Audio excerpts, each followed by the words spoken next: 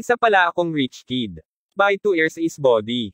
Maraming salamat sa pagtangkilik. Huwag kalimutang mag-comment, like and share. At kung hindi ka pa nakasubscribe sa aking channel, maanong pindutin ang subscribe button at pakihit na din ang notification bell para maging updated ka sa aking mga videos. The Secretly Rich Man. Kabanata 621.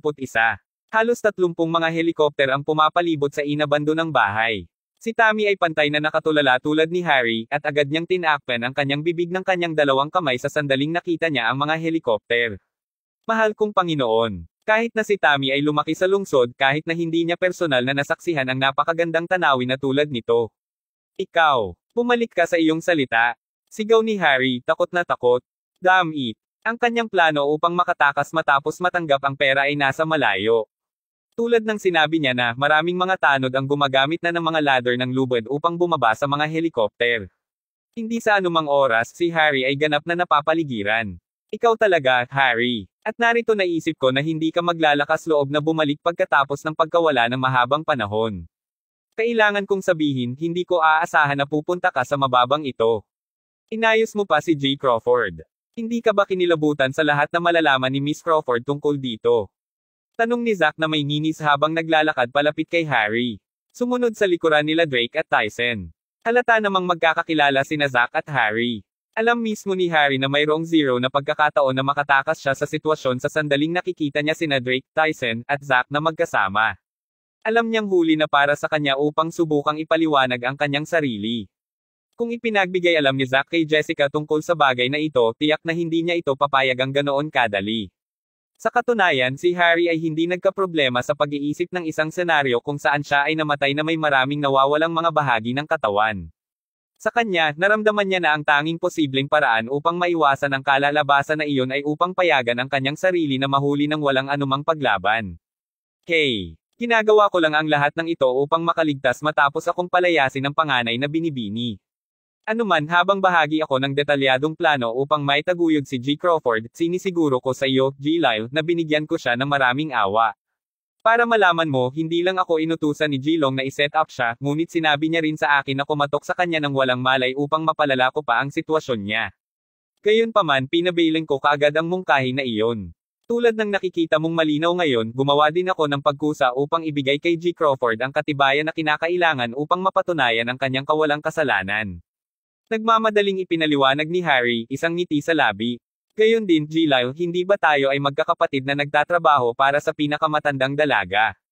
Natatandaan kong naisave kita minsan sa nakaraan. Hindi mo ba ako mailigtas sa oras na ito? Kaso akala mo hindi ako nagbago, bata pa lang ako noon. Lahat ako lumaki ngayon. Oh, kaya naaalala mo pa rin ang oras na ikaw ay nasa ilalim pa rin niya. Ipinalagay ko na nakalimutan mo na ang lahat tungkol sa mga araw na iyon. Ano man tungkol sa kung paano kami makitungo sa iyo, si G. Crawford ang may pangwakas na sasabihin sa bagay na ito. Sa sandaling iyon si Zack at ang iba pa ay nakatayo sa tabi ni Gerald. Nagtatrabaho si Harry dati para sa aking kapatid. Nagtatakang tanong ni Gerald. Hindi ka takataka na takot siya sa kanya. Tama yan, G. Crawford. Si Michael, Harry, at ako ay nagtrabaho sa ilalim niya nang ang panganay na dalaga ay nasa Mayberry City pa rin. Noon si Harry ay nasa maagang 20s pa rin. Sakuna nang mabuntis niya ang isa sa aming mga babaeng empleyado habang siya ay lasing. Galit na galit ang panganay na binibini na agad niyang sinabi sa kanya na mawala sa oras na malaman niya ito. Sagot ni Zack habang patuloy sa pagtingin kay Harry, isang malamig na ngiti sa labi. Kaya't iyon ang buong kwento. Kaya, dahil naibigay na niya sa akin ang ebidensya, hindi ko nahahabol ang bagay na ito o hahawak pa kahit ano laban sa kanya. Upang maging ganap na matapat, talagang nais ni Gerald na hanapin ang taong nagtakda sa kanya upang mabigyan lamang sila ng isang mahigpit na sampal sa kanilang mukha. Ngayon na si Harry ay nakatitig habang nakangiti sa kanya ng personal, gayunpaman, ayaw lang ni Gerald na ipagpatuloy ang pakikipag-usap sa isang walang kahihiyang lalaki na. Manalo ka. Ang swerte mo ngayon. Mag-iwan ng pera at mawala na. Maligtas ang iyong buhay sa oras na ito. Bagaman nagalit si Zack, sabay-sabay siyang gamaan ng bahagya. Kung sa bagay kapwa sila nagtatrabaho dati at hindi rin nagkamali si Harry. Talagang nailigtas niya ang buhay ni Zack dati. Ang totoo ay lihim na natakot si Zack na malupit na utusan siya ni Gerald na patayin si Harry doon at pagkatapos. Hindi ako aalis. Sagot ni Harry. Ano pa ba ang gusto mo? Ginoo Crawford, tulad ng nakikita mong malinaw, wala akong ibang pupuntahan ngayon. Mangyaring payagan akong magtrabaho sa tabi mo. Ipinapangako kung hindi na ako magkakamali sa hinaharap. Nakikiusap ako sa iyo, G. Crawford. Mangyaring hayaan akong magtrabaho para sa iyo. Si Harry ay patay na seryoso nang sinabi niya iyon. Kahit na noong una niyang makilala si Gerald sa hotel, masasabi na niya na si Gerald ay isang mapagbigay na tao na may isang mabait na pagkatao. Iyon ang dahilan kung bakit lihim niyang sinuwi ang utos na saktan si Gerald sa kabila ng pagsang-ayon kay Eunice na gawin ito. Hindi lang niya kayang saktan ang sarili na saktan ang ganoong tao. Kabanata 622. Ano pa kinilabutan siya sa gagawin sa kanya ni Jessica kung sakaling malaman niyang nasaktan niya ang kanyang kapatid. Gayunpaman, hindi rin niya nagawa ito dahil mabait siyang tinatrato ni Jessica dati. Anuman, hindi muna siya naglakas loob na bumalik bago maganap ang kadena ng mga pangyayaring ito. Totoong nais niya lamang makuha ang kanyang pera at iwanan ang lugar na ito na pinabayaan. Natiyak niya dati na itatala ang isang tala ng lahat ng nangyari habang nakikipag-usap siya kay Eunice. Tinulaan niya na kung maayos ang lahat, magpapatuloy na hindi maintindihan si Gerald ng halos isang linggo. Kung ang mga bagay ay nawala alinsunod sa plano, sa kalaunan ay maabot niya ang mga pag-record kay Zack sa sandaling matagumpay niyang itinago ang kanyang sarili. Swerte lang niya ang napunta sa kasalukuyang sitwasyon niya. Dahil hindi magkakaroon ng isang madaling paraan sa labas nito, alam niyang walang mawawala sa paghingi sa kanya na pasukin siya ni Gerald. Ikaw. Sagot ni Gerald na hindi niya mapigil ang mapangiti ng mapangiti. Kalimutan mo na. Umalis ka na lang habang kaya mo. Huwag kang mag-alala, patatawarin kita ngayon at sasabihin ko sa aking kapatid na huwag kang managot sa iyong mga aksyon. Dahil ang mukha ni Harry ay mukhang natural na kapaspalad, nahirapan si Gerald na sabihin kung totoong sinasadya niya ang sinabi o kung simpleng nagpapaloko siya. Teka, bilang isang uri ng kagandahang loob, bibigyan din kita ng isa pang malaking regalo, G. Crawford. Sigurado ako na magugustuhan mo ito. Narinig iyon, nagpalitan ng tingin sina Gerald at Zack. Maya-maya, tumango si Gerald bago sabihin fine. Ang aking panghuling desisyon ay nakasalalay sa kung ano ang regalo. Pagkasabi nun, lumingon siya para tignan sina Gia at Tammy. Ginuulay mangyaring kumuha ng kotse upang mauwi muna ang mga batang babae. Sabi ni Gerald, medyo malamig at walang pakialam ang boses nito. Habang inaasahan ni Gia na makipag-usap ng higit pa kay Gerald, inaasahan na magpapakita siya ng kahit kaunti pang pag-aalala, hindi siya umimik sa kanya. Maya-maya pa, may sumakay na sasakyan sa kanila. Pumasok si Gerald at umalis agad. Siyempre, sadya niyang ginagawa ang lahat ng ito. Kung sa bagay, naramdaman niya na mas makabubuti para sa kanya na ipagpatuloy ang pagpapakita ng ganitong ugali upang maiiwasan niya ang anumang karagdagang hindi pagkakaunawaan sa hinaharap. Ramdam ni Gia ng bahagyang sumasakit ang kanyang puso habang pinagmamasdan ang pagpapatakbo ng kotse. Ito ba ang kinabukasan ng relasyon nila ni Gerald? Itutuloy ba niya ang pagiging malamig at walang pakialam sa kanya? Nawalan ba siya ng pagmamahal na mayroon siya para sa kanya bilang kaibigan din? Haha, malamang iyon ang kaso. Dumating lang si Gerald upang kunin ang ebidensya na kailangan niya. Iniligtas lang siya nito dahil nagkataong nandoon lang siya. Bakit niya pa ito masyadong naiisip? Sino naman siya? Totoo bang naisip niya na isasapalaran ni Gerald ang kanyang buhay para sa kanya? Talagang nadama ba ang pakiramdam niya dahil dito? Gia Bobo na batang babae. Tuldok-tuldok. Si Mila ay nasa puso lamang ni Gerald. Halata na ginagamit niya ang sitwasyon sa kanyang kalamangan upang maglagay ng ilang distansya sa pagitan mo at niya. Mapait lamang niyang paalalahanan ang kanyang sarili sa realidad ng sitwasyon. Upang isipin na naisip niya na mayroon talagang isang tao na handang isakripisyo ang kanilang buhay para sa kanya. Ang lahat ay isang pangkat lamang ng mga mapanlinlang na kasinungalingan. Pagka-uwi ng ligtas, natagpuan ni Gia ang sarili na naguhugasulog sa kama sa halos buong gabi. Nakatulog na lang siya malapit ng madaling araw. Gayunpaman, ginaising siya bigla ng isang malakas na ingay sa labas bandang 9:00 ng umaga. Kailangan mong malaman ang isang solusyon sa bagay na ito, Walton. Pagkatapos ng lahat, sinundan ka namin at iniwan magkasama ang pamilya Quarrington noong nakaraan. Responsable ka sa aming lahat. Kung hindi mo magawa yon, hindi na namin masusuportahan ang aming pamilya. Ang mga magulang ni Gia ay bumalik, at kasama ang ilan sa kanyang mga tiyahin at tiyuhin, lahat sila ay tila nakikipagtalakayan kay Walton tungkol sa kung paano nila haharapin ang isyu sa pagitan ng Longs at Quarrington sa Yanken. Noong nakaraan, pinangunahan ni Walton ang partikular na pangkat ng mga tao na malayo sa pamilyang Quarrington sa galit tungkol sa ilang mga usapin. Gayunpaman, nasa isang sitwasyon sila ngayon kung saan hindi na nila napapanatili ang kumpanya na pinagsama nilang itinatag. Dahil siya ang humantong sa kanila palayo sa natitirang mga Quarrington noon, likas na responsibilidad niya ang lahat sa kasalukuyan.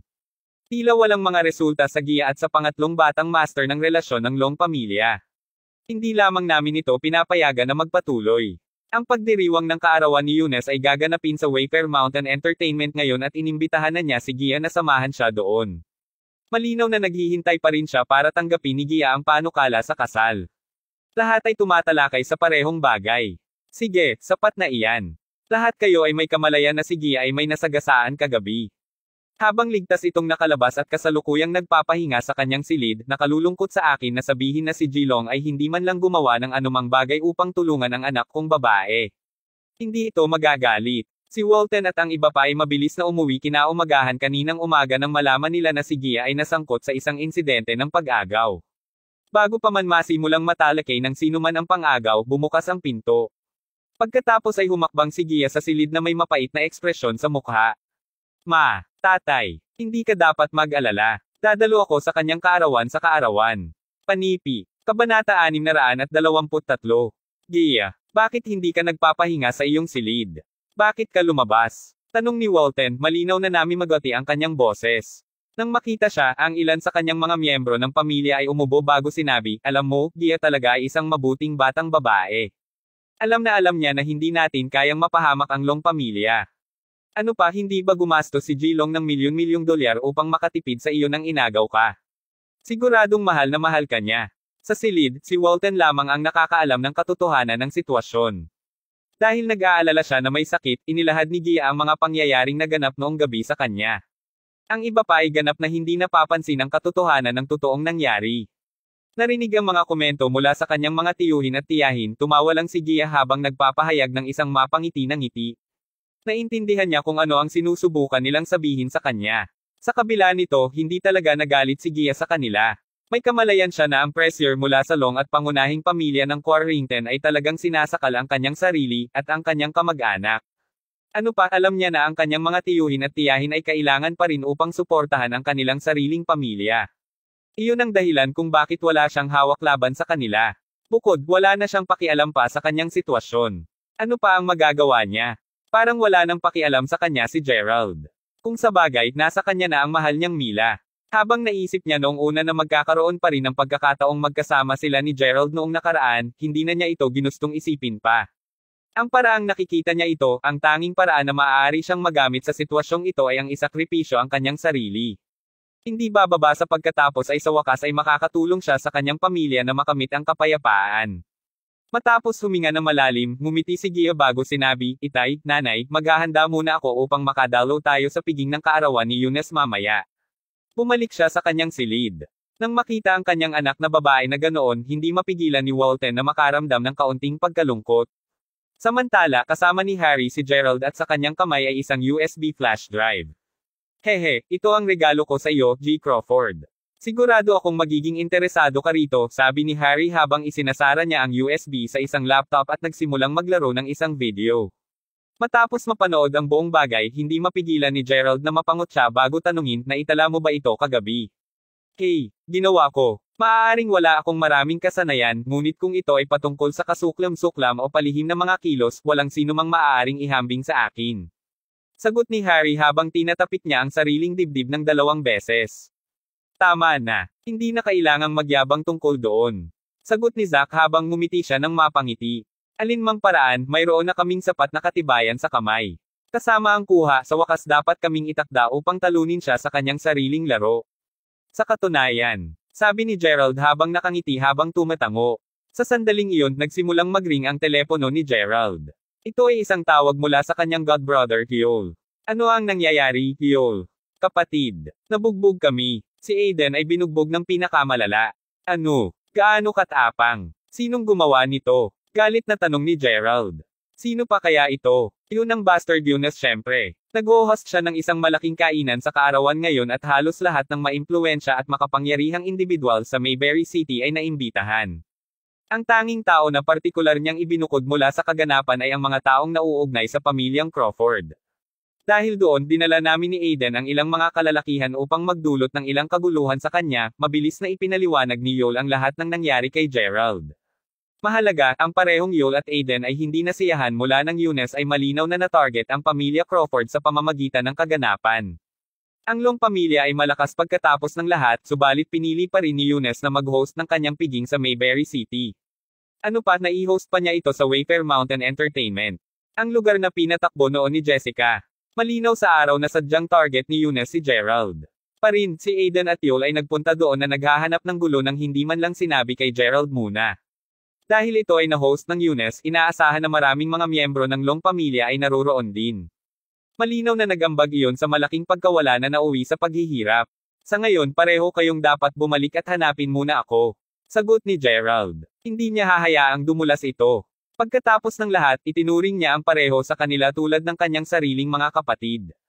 Nasa baba na kami. Sinusuportahan ko ngayon si Aiden. Sagot ni Yul. Bababa na ako ngayon. Sagot ni Gerald habang inaakay niya si Harry at ang iba pa sa baba. Totoo sa sinabi ni Yul, kapwa sila kinilabutan ng husto. Ang mukha ni Aiden ay napakasamang bagbog at karamihan sa mga ito ay namamagana. Kahit si Yul ay may ilang pasa sa mukha. Humihingi ako ng paumanhin, G. Crawford. Pinahiya kita ngayon. Panipi. Kabanata 624. Ang tinig ni Aiden ay napalitan, na para bang natalo siya sa isang mahusay na labanan. Ayos lang. Bilisan mo lang at pumasok ka muna sa loob. Sagot ni Gerald habang tinatapik ang magkabilang balikat bago magtungo sa loob kasama ng iba pa. Gerald. Gayunpaman, bago siya nakarating sa malayo, narinig niya ang tinig ng isang babae na tumatawag para sa kanya. Paglingon ko upang makita kung sino ito, nagulat siya nang makita si Felicity na nakatayo doon. Bagaman hindi pa niya siya nakilala ng medyo matagal, medyo natigilan pa rin siya sa kung gaano tumaas ang kanyang kagandahan sa loob ng panahong iyon. Felicity, anong ginagawa mo dito? Tanong ni Gerald. Hindi siya sigurado kung paano niya siya nahanap. Kung iisipin, gayunpaman, ito ay marahil dahil ang kanyang address sa bahay ay hindi isang malaking lihim. Manalo ka. Dahil hindi talaga kita nahuli pagkatapos bumalik sa paaralan, nagpa siya akong personal na lumapit upang makita ka. Sa isang tagal ng panahon, nagpumiglas si Felicity sa sarili nang malaman ang tungkol sa totoong pagkatao ni Gerald. Kahit na natagalan ito, kalaunan ay nagkaroon siya ng kumpletong pagbabago ng puso at pag-uugali kay Gerald. Noong hindi pa niya natitiyak kung si Gerald ay totoong G. Crawford, palagi siyang nalilito kung totoong naiibig siya kay Gerald o hindi. Gayunpaman, nagbago iyon noong araw na nakita niya ang lahat ng mga taong iyon na yumuyuko kay Gerald sa maliit na kapitbahayan na iyon. Sa sandaling iyon nang hindi na siya nakaramdam ng salungatan sa kanyang nararamdaman. Kaya ngayon nakita mo na ako. Nakamit mo ang iyong layunin. Sagot ni Gerald na may isang nakangiting ngiti sa labi. Pa, simula kailan ka naging ganito? Alam ko, dapat mayroon kang maraming mga batang babae sa tabi mo ngayon kaya nakalimutan mo ang lahat tungkol sa iyong mga kamag-aral. Ano man, talagang may isa pang dahilan kung bakit kita hinahanap ngayon. Pasimpleng tumango si Gerald, sumenyas na magpatuloy siya. Kaya narito ang bagay. Kamakailan ay nagsimula ako ng isang tanyag na kumpanya at ako ay isang anchor ngayon. Dahil ang aking kumpanya ay nasa ilalim ng iyo, naisip ko na maaari kaming pumunta sa York North Mountain upang subukang akitin ang higit na pansin at mga customer. Gayunpaman, sinabi sa amin ng mga tao doon na hindi kami pinapayagan na pumasok. Sagot ni Felicity. Makakatulong ako dyan. Mula ngayon, malaya na kayong pumasok. Nakangiting sabi ni Gerald. Tinimas ni Felicity ng bahagya ang mga labi nito nang makita ang pagiging mabait nito sa pagtrato sa kanya. Habang napuno siya ng kagalakan, ang kanyang puso ay nagdadala ng pantay na dami ng kalungkutan. Siya ay natural na masaya dahil hindi siya sinisisi ni Gerald sa pagiging masungit at masungit sa kanya noon. Ginagamot pa rin siya nito bilang isang kaklase at kaibigan. Gayunpaman, nalungkot din siya dahil hindi niya maiwasang maalala ang oras kung kailan nagsisimula pa lamang sila sa unibersidad. Noon, palaging sumisilip sa kanya si Gerald. Bilang isang batang babae, tiyak na naiintindihan niya kung ano ang ibig sabihin nito. Naging interesado sa kanya si Gerald. Gayunpaman, sa oras na iyon, paano siya maaaring maging interesado sa isang tulad niya? Kung tingnan ito ngayon, napuno siya ng mga panghihinayang. Masarap sana kung nakasama niya si Gerald noon. Sa pagsasalita ng alin, maaari mo rin ba akong gawing pabor? Tanong ni Gerald sa labas ng asol habang si Felicity ay nagpapaalala pa rin sa kanyang ulo. Ha, isang pabor. Mayroon ba akong maitutulong sa iyo? Tanong ni Felicity, kitang-kita.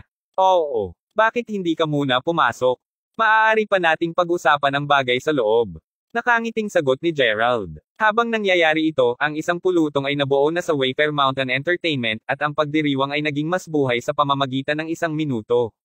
Mula pa nang mag-disband at isubaste si Jessica sa una na pinangalanang Mayberry Commercial Street upang makapagtutuon si Gerald sa pagsisimula ng kanyang sariling negosyo, ang Wayfair Mountain Entertainment ay na-auction din para sa mga layuning pamamahala. Dahil hindi maipaliwanag na nagpa siya si Eunice na i-host ang kanyang kaarawan sa lahat ng mga lugar, alam ng lahat na dumadalo kung ano ang ibig sabihin nito. To put bluntly, ang Long pamilya ay magtatanam muli ng kanilang watawat dito sa hinaharap. Babangon muli sila mula sa kung saan sila dating nahulog sa nakaraan. G-Long. Napakaraming tao ang lumapit ngayon. Lahat sila ay tiyak na binibigyan ka ng maraming mukha. Pinuri ang isang lingkod habang tinitingnan niya kung gaano kasaya ang piging. Haha. Pero syempre, gayon din, dumating na ba si Gia at ang kanyang pamilya? Tanong ni Eunice. Tinanong ko ang tungkol sa kanila at tila papunta na silang lahat dito. Mukhang sa wakas ay magiging iyon na siya, G-Long. Manalo ka. Sobrang treto ko sa kanya at handa pa akong ibaba ang sarili ko sa harapan niya. To think na in love na siya kay Gerald before this. Kung hindi ko siya pinilit, ipagpatuloy lang niya ang pagtrato sa akin na para bang wala ako. Gayunman mas lalo siyang kumilos ng ganyan, mas gusto kong maging akin siya. Damn it. Nagagalit lang ako sa pagsasalita tungkol dito. Ayoko ng pag-usapan ito. O hindi. Sa sandaling iyon sinusubukan ng isang waitress na punan ulit ang baso ng alak ni Eunice. Gayunpaman hindi sinasadya niyang natamba ang baso ng alak. Damn it. Wala ka bang habang handa na si Eunice na maglunsad ng isang pagsalakay ng mga sumpa, sa oras na makita niya kung gaano kaganda ang waitress, agad siyang tumigil. Kabanata 625. Well hello there, maganda. Paano kita na-miss kanina? Tanong ni Eunice. Oo, kaya naging busy ka lang ngayon. Ano pa, ang ilang mga tao ay nagsanhi ng isang eksena kanina. Naiintindihan ko kung bakit wala kang oras upang bigyang pansin ako. Sagot ng dalaga habang ngumiti siya ng bahagya. Mas lalo siyang gumanda ng ngumiti. Nang itutuloy na ng dalaga ang pagbuhos ng alak para kay Eunice, hinawakan niya ang kamay nito bago sinabi, kumawak ka muna, tingnan mo dito. Binuhusan mo ako ng red wine kanina. Ang nasabing simpleng paghingi ng tawad ay simpleng hindi nito babawasan. Kung nais mong mapasuko ang aking galit, kailangan mong maghanap ng ibang paraan upang masiyahan ako. Kung ganun, ano pa ang magagawa ko upang masiyahan ka, G-Long? Nahihiyang tanong ng dalaga. Hahaha, iyon ang gusto kong marinig. Bumalik ka sa akin. Dahil may mahigit pa isang oras na natitira bago magsimula ang piging ng kaarawan, naisip ni Eunice na magkakaroon muna siya ng kasiyahan sa batang babae na ito. Ngayon, G-Long, tinanong ang mayordoma, malinaw na may kamalayan sa oras. Huwag kang mag-alala, mababantayan ko ang oras. Babalik ako maya-maya. Sagot ni Eunice habang sinisimulan niyang akayin ang dalaga sa isang silid na mas pabalik. Sa sandaling iyon, isang babae ang biglang tumayo sa harapan ni Eunice bago sinabi, ano ang ginagawa mo, Eunice? Hipag. Mayroon akong dapat puntahan ngayon. Huwag kang mag-alala, babalik ako agad.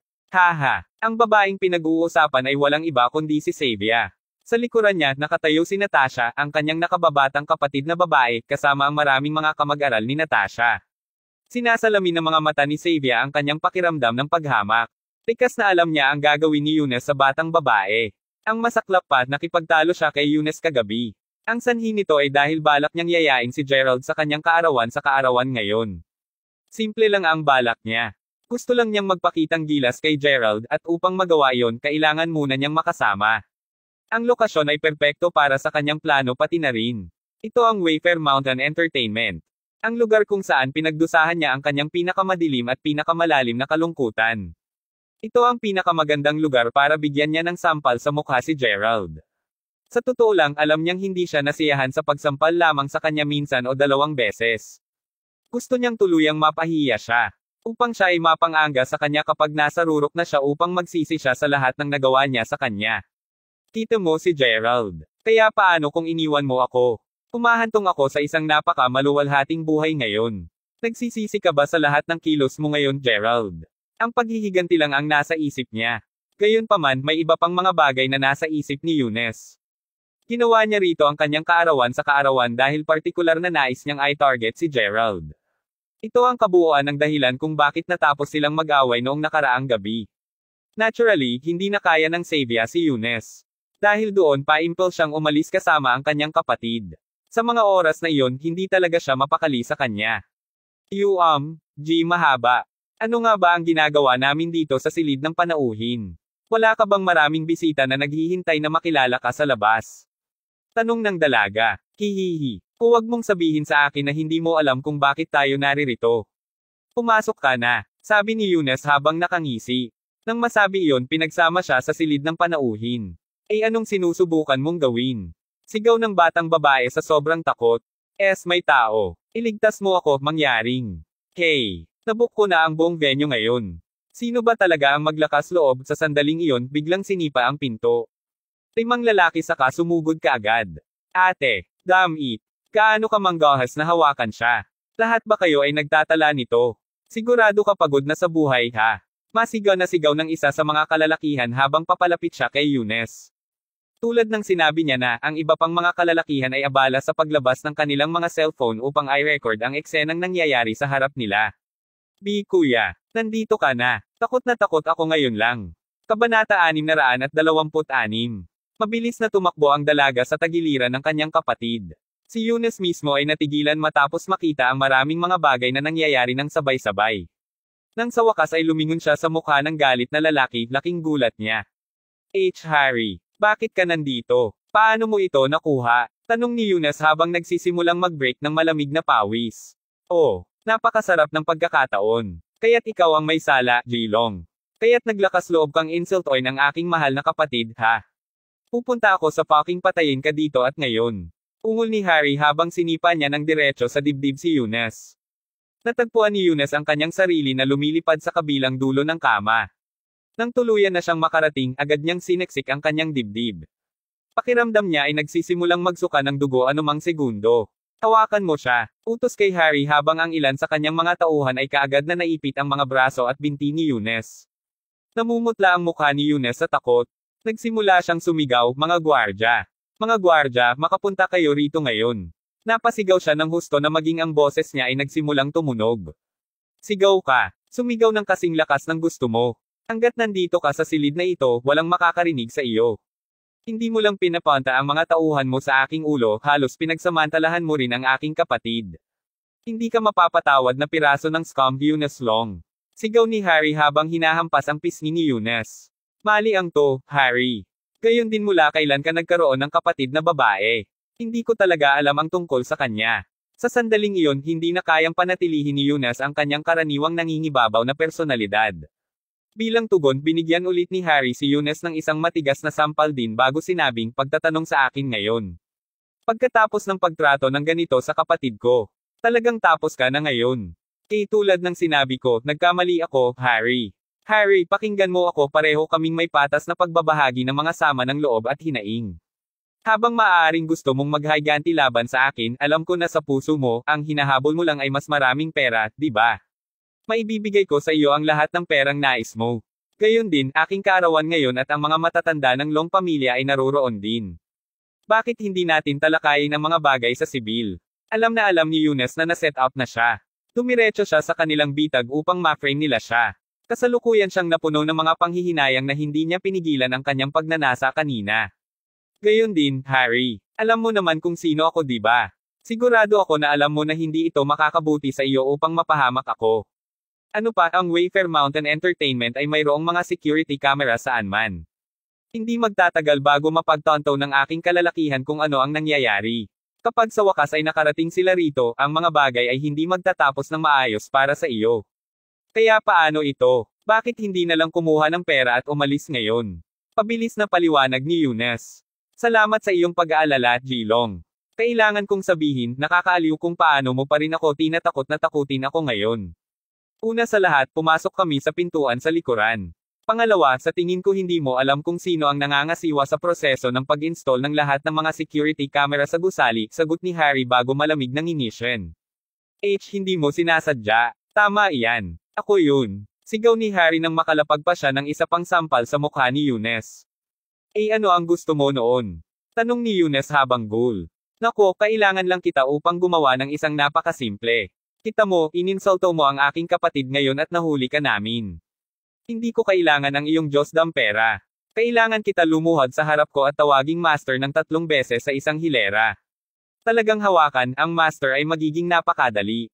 Sumama tayo sa lolo sa halip na gawing mas kawili-wili ang mga bagay. Habang naruroon kami, kakailanganin mo ring sabihin kung gaano ka masiksik sa pagtatapos ng bawat isa sa tatlong mga pangungusap na iyon. Mapapatawad kita kapag nagawa mo na iyan. Kumusta naman? Tinisya ni Harry. Sa iyong panaginip. Kaagad pagkatapos niyang sabihin iyon, natanggap ni Eunice ang kanyang ika-4 na sampal ng araw. Sa palagay mo ba naglalaro ako? Papalabas ako ngayon, Eunice. Sa pinakapangit na sitwasyon, mawawala lang ako kasama ka. Alam kong alam na ang *** na tulad ng hindi mo ako palalabasin madali. Sabi ni Harry habang naglalabas ng isang kutsilyo. Nang makita niya ang mukha ni Harry, napagtanto ni Eunice kung gaano kaseryoso ang sitwasyon. Sa puntong ito, mukhang si Harry ay handa siyang gumawa ng kahit ano. Sige. Gagawin ko ang hiniling mo, Harry.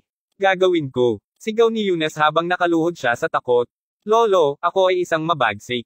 Habang inuulit niya ang pangungusap ng 3 beses, ang ibang mga kalalakihan ay nagpatuloy sa pag-record ng bawat nakalulungkot na segundo nito. Gayunpaman, malapit nang matapos ang kanyang huling pangungusap, biglang itinaas ni Eunice ang kanyang ulo at hinagis ang mga kama sa kama kay Harry. Habang ang iba ay panandaliang natigilan, bumangon siya, binuksan ang isang bintana, at pagkatapos ay tumalon. Damn it! Huwag mo siyang hayaang makawala. Sigaw ni Harry pagkagaling niya sa pagkabigla. Siya at ang iba pa ay agad na nagsimulang habulin si Eunice. Gayunpaman, nagsimula nang sumigaw si Eunice sa sandaling tumakas siya. Ang lahat ng ingay ay natural na nakakuha ng pansin ng mga tanod sa harap. Ginoo mahaba. Ang sigaw ay nagmula kay Dante na mayroong maraming pangkat na mga tanod kasama niya. Kabanata 627. Harry, narito na ang mga gwardya. Sabi ng isa sa mga tauhan ni Harry. Damn it. Tiyak na mas marami tayo. Kailangan muna tayong umatras. Utos ni Harry. Kasama ang batang babae, ang grupo pagkatapos ay mabilis na lumabas sa Wayfair Mountain Entertainment. Pagkatapos nila, hunt down sila at patayin silang lahat. Galit na sigaw ni Eunice. Ito ang kauna-unahang pagkakataon na napagamot si Eunice sa ganitong paraan. Ang napakalawak na kahihiyan ay malapit nang hindi magawa para sa kanya. Habang hinabol ng kanyang mga bantay si Harry at ang kanyang pangkat, nilapitan siya ng mayordoma ni Eunice bago nagtanong sa nag-aalalang tono, ayos ka lang, G-Long. Paano maaaring maging maayos ang fuck? Ikaw ang pumili sa malungkot na lugar na ito upang i-host ang aking kainan sa kaarawan. Kung hindi dahil sa venue na ito, hindi posible na madaling makalusot dito sina Harry at ang kanyang mga tauhan. Alam mo bang halos mamatay na ako? Tandang padamdam. Sa kabila ng katotohanan ang hitsura ng kanyang mayordoma ay halos 60, sinampal pa rin siya ng malakas ni Eunice sa mukha. Nahihiya, sinabi ng mayordoma kaagad na sinabi, lahat ng kasalanan ko. Malinaw na nagkamali ako sa iyo, G-Long. Kung maaari, kaarawan mo pa rin ngayon, G-Long, at maraming mayayaman at maimpluwensyang mga tao ang naghihintay sa loob upang salubungin ka. Bakit hindi muna tayo bumalik? Mungkahi ng mayordoma. Narinig iyon, galit na bulong ni Eunice bago lumakad pabalik sa gusali habang inaayos ang kanyang korbata. Hoy, tignan mo dyan. Fiancé ni Mr. Long diba? Miss Gia. Sa katunayan, alam mo, narinig ko ang mga alingaw-ngaw ng kanyang pambihirang kagandahan at mahusay na ugali. Ngayong nakita ko na siya ng personal, tiyak na makakasundo ako sa narinig. Ang ilan sa mga negosyante at kilalang tao sa venue ay tinitingnan, at tinatalakay si Gia at ang kanyang pamilya na natural na naimbitahan din sa pagdiriwang ng kaarawan. Speaking of which, lahat kayo narinig. Si Miss Gia ay tila may isang malapit na relasyon kay G. Crawford. Ang kanilang relasyon ay medyo hindi sigurado at mula sa sinabi sa akin, siya ay naging kasintahan ni G. Crawford. Halos. Narinig kong siya na ang babae ni G. Crawford. Ang isang mas matinding chismis ay buntis na siya sa kanyang anak. Silang dalawa na posibleng maging mag-asawa ay hindi nalihim. Ano? Totoo ba yun? Tandang padamdam. Hoy, manahimik ka. Ano ang mangyayari kung ang mga tauhan ni G-Long ay maririnig ang alinman sa mga iyon? Kahit na narinig ko ang ilang mga alingaw-ngaw tungkol sa Miss Gia at G. Crawford na magkasama. Gayunpaman, anuman ang aming narinig, halata pa rin si Miss Gia ay babae ni G-Long ngayon. Ang karamihan ng tao ay nagpatuloy na talakayin ang bagay sa mahinang tinig. Si Gia mismo ay kasalukuyang naglalakad kasama si Tammy at ang iba pa niyang mga kaibigan. Kahit saan man siya magpunta, naririnig niya ang mga snippet ng kanilang mga talakayan tungkol sa relasyon nila ni Gerald. Kung hindi pa dahil sa okasyon, susumpa na sana siya sa lahat na hindi maganda ang bibig sa kanya. Ang tanging nagawa lang niya ay namula sa katahimikan. Kahit na narinig ni Xavier ang mga talakayan na tumatakbo sa gitna ng karamihan ng tao. Ang pakikinig sa lahat ng iyon ay nagdulot lamang upang magalit siya. Siya dapat ang bida ngayon. Gayunpaman kasama si Gia dito, malinaw na hindi siya magiging pansin. Ang pagsasakatuparan nito ay lalo lamang siyang nagpanglo. Ano pa sinasabi nilang lahat na may malapit na relasyon sina Gerald at Gia. Lalong lumala ang kakulangan sa ginhawa ni Xavier mula rito. Pagkatapos ng lahat sa lahat, si Gia ay mas mahusay kaysa sa kanya sa bawat aspeto. At hindi iyon ang pinakamasamang bahagi. Sa kabila ng pagiging kaya nito, talagang mahusay na nakikipag-usap si Gia sa kanyang dating kasintahan. Ang lahat ng inis na ito ay labis na nabigo sa Xavier. Hindi niya mapigilan na masilaw ang mga punyal kay Gia tuwing nakikita siya nito. Nasa sandaling iyon nang muling pumasok sa eksena si Eunice. Nang makita niya si Gia, hindi niya maiwasang makaramdam ng kaunting sama ng loob. Hindi alintana kung gaano niya siya habulin, palagi niyang pinapanatili ang kanyang malamig at walang malasakit na ekspresyon kapag siya ay kasama niya. Sa kabila ng kanyang pagkakaalam na ipinagdiriwang ngayon ni Eunice ang kanyang kaarawan, ang kaganapan ay maliit na nagawa upang mabago ang kanyang pag-uugali sa kanya. Naiirita din si Eunice sa katotohanan kanina pa siya nasindak ng husto at pinahiya. Habang siya ay nakaupo sa pangunahing upuan sa pagkabigo, ilang miyembro ng pamilya Quarrington ang lumakad upang batiin siya. Gayunpaman, nagpatuloy lamang siya sa pag-upo sa katahimikan, hindi man lamang nag-abala na tumugon sa alinman sa kanila. Sa sandaling iyon, lumapit sa kanya si Xavier bago sinabi sa isang naiinggit na tinig, "Alam mo, Eunice, iyong kaarawan ngayon, ngunit parang medyo hindi nasisiyahan ang kasintahan mo. Gayon din, alam mo ba kung ano ang sinasabi ng lahat ng mas maaga? Ipagpatuloy mo." Halos lahat ay pinipilit na gusto talaga ni Gia si Gerald. Ang ilan sa kanila ay nagsasabi pa nga pinilit mong makasama si Gia. Narinig ko na rin ang ilang balita na nagsasabing ikaw ang naging dahilan upang maghiwalay sina Gerald at Gia. Kabanata 628.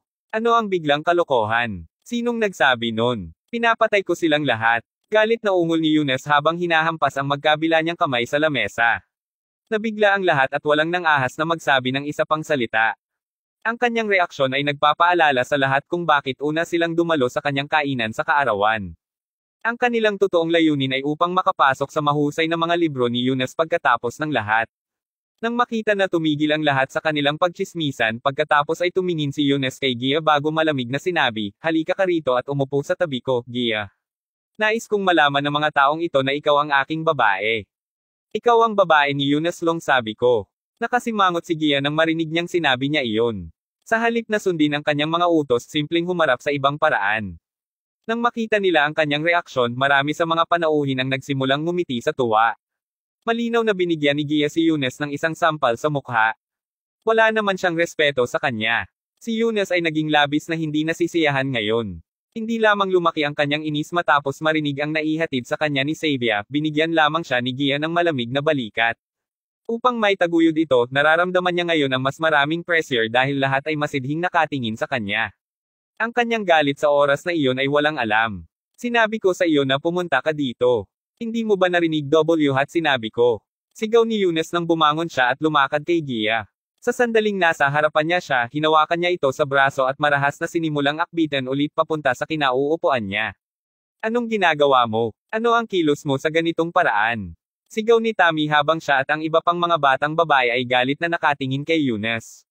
Nauna nilang naisip na dahil imposible na magkasama sina Gia at Gerald, ang pagsasama sa batang Panginoon mula sa Long pamilya ang magiging pangalawang pinakamahuhusay na bagay, hanggat siya ay isang mabuting tao. Malinaw na nakikita nila ngayon kung magkano talaga ang isang scumbag Eunice. "Siya ang aking Diyos dam kasintahan. Kailangan niyang gawin ang kung ano man ang sasabihin ko sa kanya. At ngayon gusto kong umupo siya sa tabi ko upang ibuhos ako ng fucking wine. Fuck Gerald. Wala si Gerald kundi ang basura sa aking mga mata." Ungol ni Eunice habang patuloy sa paghawak sa braso nito. Lahat ng miyembro ng pamilya Quarrington ay may pangit na ekspresyon sa kanilang mga mukha. Gayunpaman, tulad ng inaasahan, walang naglakas loob na magsalita. Si Xavier ay matagumpay na napangiti habang pinapanood ang eksena bago siya maglaro. Nang makarating sila sa main seat, umupo si Gia sa upuan sa tabi nito habang nakahawak sa pulso niya. Malinaw na nahawakan ito ni Eunice ng magaspang. "Kaarawan ko ngayon. Maaari mong itigil ang sobrang lamig sa akin ng isang beses. Ngiti, Diyos dam it. Ngumiti habang ibinubuhos mo ang aking Diyos dam na alak." Walang nakakaintindi kung bakit bigla siyang nawalan ng cool. Gayunpaman, wala ring nagrereklamo. Pagkatapos ng lahat sila ay nasisiyahan sa kanilang mga upuan sa harap na hilera sa drama na ito. Tumaas ang Cap-A-ton sa puso ni Gia sa sandaling iyon. Gayunpaman, alam niya na wala talaga siyang pagpipilian sa bagay na iyon. Pinipilit ang isang mahinang ngiti, pagkatapos ay nagsimulang pagbuhos ng alak para kay Eunice. Hindi ka panipaniwala. Pinasaya at pinalakpakan ng mga tao mula sa loob ng karamihan ng tao. Si Xavier mismo ay napangiti ng banayad habang sinabi niya, haha, ang aking hipag ay napakahusay para sa isang tulad ni Gerald. Bakit may sasabihin na mahal niya siya? Sa nakikita ko, malinaw na head over heels siya para kay Eunice. Kung wala sa inyo ang bibili niyan, bakit hindi maghalikan sina Gia at Eunice sa harap ng lahat noon? Haha, iyon ang magiging pinakamalaking regalo sa kaarawan para kay Eunice. Matapos marinig ang sinabi niya, nagsimulang muling magpalakpak at magpalakpakan ang lahat. Tama siya. Ipagpatuloy mo. Halik, halik, halik. Manalo ka. Kung ito ay isang eksena sa paghalik na nais mo, pagkatapos ay isang eksenang paghalik ang makukuha mo. Pangungulit ni Eunice habang tinangka nitong yakapin si Gia upang mapilitan siyang halikan siya. Gayunpaman, agad siyang iniwasan ni Gia bago sumigaw, ano sa palagay mo ang ginagawa mo? Nagalit ka na ba? Hindi na lang siya nakatiis. Oh, ano ang nangyayari dito? Sabi ni Xavier habang pinik ang sorpresa niya. Sa kabaligtaran, ang iba pa ay tunay na nagulat. Ang salita ko, ano ang nangyayari sa iyo, hipag? Hindi mo talaga binibigyan si Eunice ng anumang mukha sa kabila ng katotohanang ipinagdiriwang niya ang kanyang kaarawan ngayon. Tagumpay. Totoo bang pagmamayari ni Gerald ang iyong puso? Dagdag ni Xavier. Narinig ang pahayag nito, mas tumaas ang galit ni Eunice habang nakatingin siya kay Gia. Kabanata 629. Gaano ka manggahas na subukang iwasan ako? Sundin mo ang lahat ng sinasabi ko. Kung hindi mo magawa kahit na, siguraduhin kong ang quarantines ay tumigil sa pag-iral sa Mayberry City. Galit na ungol ni Eunice habang hinihimas ang buhok ni Gia dahil sa galit. Pagkatapos ay hinaila siya nito sa kanyang mga braso, pilit na ipinuwesto sa isang yakap. Gia gayunpaman, ay hindi nagkakaroon ng anuman sa mga iyon. Pakawalan mo ako na baliw ka. Habang pilit na nagpupumilit si Gia upang palayain ang sarili, nagsimula siyang walang malay na itaas ang kanyang kamay. At ilang sandali pa, naririnig ang isang sampal. Sinampal lang ni Gia ang mukha ni Eunice. Ikaw, nataman mo ako. Ikaw talaga ang naglakas loob na hampasin ako. Gulat na gulat at galit si Eunice na halos maramdaman niya ang kanyang sarili na handang mag-agos ng dugo. Ang iba pa ay nakatingin lamang ng malapad ang kanilang mata sa kanilang nasaksihan. Ayos ka lang ba, Gia? Si Tammy at ang iba pang mga batang babae ang sumaire sa katahimikan habang hinihila nila si Gia palayo kay Eunice sa kanilang pagsisikap na protektahan siya. Lumuhad ka sa harap ko kaagad. Kung hindi ay tiyak na magsisisi ka. Ungol ni Eunice, walang hanggan ang kanyang galit habang itinakip niya ang isang kamay sa kanyang nasaktang pisngi. Tulad ng sinabi niya na, ang iba pang mga miyembro ng Long pamilya ay bumangon din, dahan-daang nagtitipon sa paligid nila.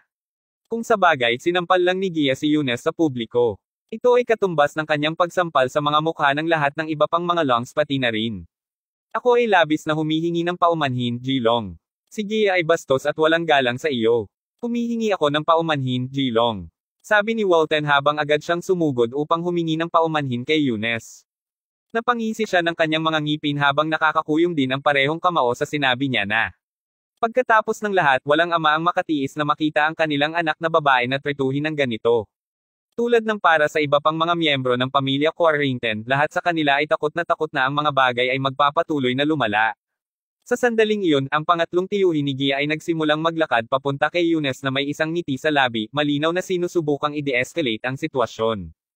Gayunpaman, bago pa siya makapagsalita, sinuntok siya ni Eunice ng asol. Pawala. Ungol ni Eunice nang mahulog sa sahig ang pangatlong tiyuhin ni Gia.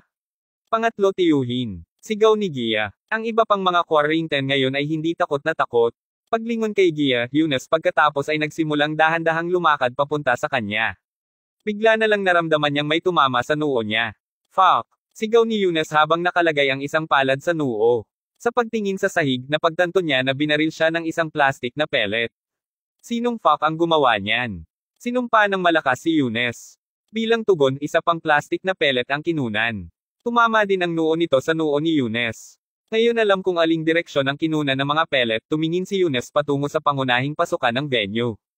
Nakita niya ang ilang mga kalalakihan na nakatayo roon, ang kanilang posibleng pinuno na nakahawak sa isang larwang baril na nakaturo pa rin kay Eunice.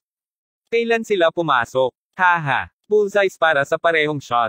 Sinabi ng taong bumaril ng mga pellet habang itinapon niya ang larwang baril bago magsimulang tumawa. Damn it, ikaw na naman ba? May sakit ka ba sa pamumuhay o kung ano? Kinilala ni Eunice ang kanilang mga mukha. Kanina pa sila dumating upang magdulot ng gulo kung tutuusin. Gayunpaman kaagad silang binugbog ng kanyang mga tauhan bago sila nakatakas. Siyempre, ang pangkat na nakatayo sa pangunahing pasukan ng gusali ay si Yol at ang natitirang mga tauhan niya. Matapos marinig na sinabi iyon ni Eunice, nagsimulang maglakad si Yol papunta sa kanya na ang dalawang kamay ay nasa kanyang bulsa. Sumunod sa likuran niya ang kanyang pangkat na mga kalalakihan. Natutuwa akong napansin mo. Medyo hindi komportable ako ngayon, alam mo. Halika na. Beat up ulit, please. Sagot ni Yol habang siya ay nanunuya. Bakit ka, mga kalalakihan, kunin mo sila, bago pa mautos ni Eunice ang kanyang mga tauhan na bugbugin sila, ang kanyang mayordoma ay nagmamadaling tumakbo upang pigilan siya. Ginoo mahaba, mangyaring huwag kumilos ng walang habas. Tignan muna natin kung ano ang hanggang ngayon. Pulong ng mayordoma. Eunice Long. Kung alam mo kung ano ang mabuti para sa iyo, mas mabuti mong palayain ang hipag ko. Kung hindi man, tapos ka na para sa araw na ito.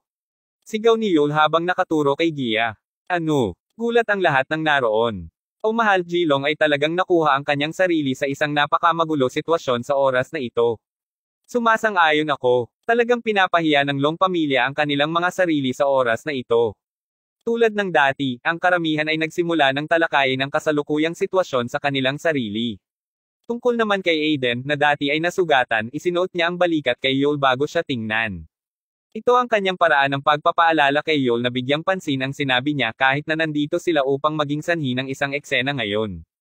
Ang buong operasyon ay isang napakamalaking pakikitungo. Kaya parang totoo ang chismis. Ang batang master ba ng Long family ay talagang interesado sa mga natirang ibang tao. Ang mga talakayan ay naging talamak kaysa dati sa karamihan ng tao. Sa sandaling iyon tiningnan ni Gia si Yol bago sinabi, kapatid na babae. Ano ang pinagsasabi mo? Hey. Well, hindi talaga mahalaga. Ano man dahil narito na tayong lahat, tiyak na hindi kita papayagang masaktan pa. Sagot ni Yol. Galit na galit si Yol na ang mukha niya ngayon ay namula ng beat.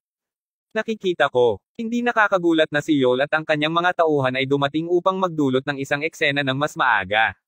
Sinusubukan nilang ilayo si Miss Gia. Ang mga batang Panginoon ay dapat nagalit.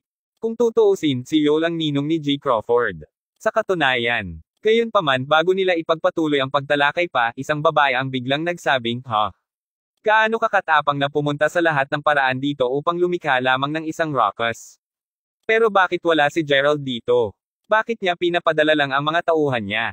Papalapitin siya ng personal kung nais niya ng gulo. Gayon din, huwag simpleng tawagan ang iba bilang iyong hipag. Kabanata 630. Ang babaeng pinag-uusapan ay si Xavier. Hindi niya alam kung bakit, ngunit labis na hindi siya komportable nang marinig niya si Yol na tinutukoy si Gia bilang hipag niya. Fucking hell. Sawa na talaga silang mabuhay, diba? Ito ang pangalawang pagkakataon na sinubukan mong maging sanhi ng isang eksena sa aking kaarawan sa kaarawan. Pinapatay ko kayong lahat kung ito ang huli kong ginagawa. Galit na sigaw ni Eunice. Sa panahong iyon, lahat ng kasalukuyang Long bodyguards ng pamilya ay nakapalibot kay Yol at sa kanyang mga tauhan. Tila mayroong kahit 100 kanila. Napakalaking eksena na ito na ang lahat ng mga negosyante at kilalang tao doon ay natigilan. O mahal na Panginoon, ang dami mong lalaki kasama mo. Ako ay natatakot. Pop oras ng pagsusulit. Alam mo bang aling pamilya ang mas maraming kalalakihan kasama nila sa Mayberry City? Natatawang sabi ni Yol, nasa loob ng bulsa ang mga kamay. Nang matapos ang kanyang pangungusap, isang sipol ang hinaipan. Kasunod nito, isang malaking grupo ng mga kalalakihan ang nagsimulang sumugod mula sa pangunahing pasukan ng walang babala. Tinatayang 5 hanggang 600 kalalakihan ang nakapaligid din sa labas ng gusali, lahat sila ay nagtatrabaho para sa pamilyang Crawford. Sa hindi mabilang na mga kalalakihan na biglang nakatayo sa likuran ni Yol, si Eunice ay naiwan ng tuluyan. Kahit si Xavier ay nanahimik nang makita ang lahat ng mga kalalakihan na biglang ipinatawag ni Yol. Batay sa kasalukuyang sitwasyon, malinaw na imposible para sa Long na manalo sa laban na ito. Lahat ng mga lalaking ito ay kay Gerald. Kailan siya naging ganito? Napaisip si Xavier sa sarili. Sa oras na iyon, marami sa mga nakatatandang pamilya ng Long pamilya ang nababahala sa kanilang paligid. Pangatlong batang Panginoon, mangyaring huwag kumilos ng mapilit. Sinasadya nilang subukang pukawin ka ngayon. Kung gagawin mo ang unang hakbang, magkakaroon sila ng dahilan upang magsimulang labanan. Sabi ng isa sa mga senior member na nagmamadali. Mangyaring maging mapagpasensya, Eunice. Nais kong makita kung ano ang susunod na pinaplano nilang gawin. Nag-aalalang sabi ng isa pang miyembro ng Long pamilya. Ginooan dito na si Lyle. Sumigaw ng isang tao mula sa karamihan ng tao sa oras na iyon. Pagkarinig nila ng kanyang pangalan, ang karamihan sa tao ay automatikong nagsimulang gumawa ng daan para dumaan siya. Si Zack at Michael ay makikita na nakatayo sa dulo ng bagong linas na landas. Ginoo Lyle, Zeke. Binati ang ilan sa mga negosyante doon habang sila ay tumabi din upang matiyak na may bukas na landas sa harap ng dalawang lalaki. Ang lahat ng mga miyembro ng Long pamilya ay may kamalayan ngayon na naroroon din si Zack. Sa gitna ng mga Long, biglang tumayo ang isang nasa edad na lalaki at mabilis na lumapit sa kanya. Medyo matagal na mula nang huli kitang makilala, G. Lyle. Kaarawan ng ikatlong batang Panginoon ng Long pamilya ngayon alam mo. Ano ang eksaktong ibig mong sabihin sa kasalukuyang eksenang ito? Malinaw na ang ilan sa mga nakatatandang kasapi doon ay kilala si Zack. Nako, wala itong ibig sabihin.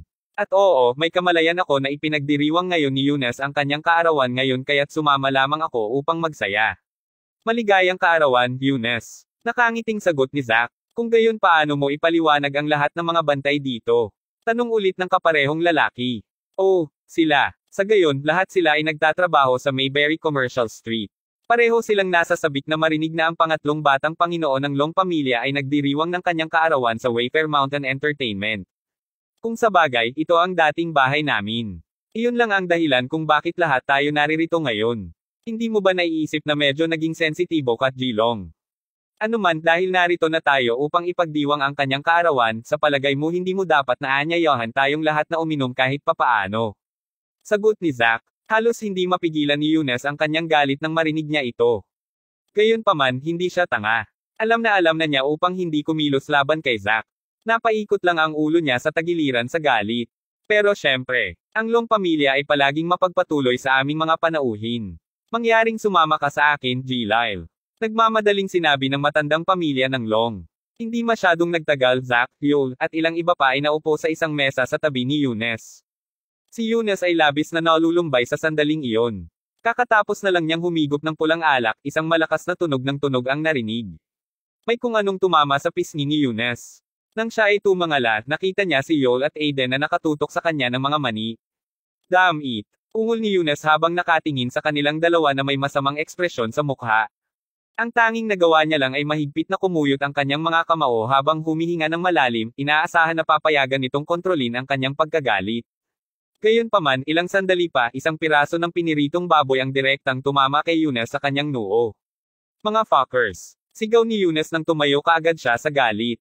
Eunice, puminahon ka, sinabi ng isa pang matandang miyembro ng Long pamilya habang ipinatong niya ang kanyang kamay sa balikat ni Eunice upang maiwasan na makagawa siya ng anumang pantal.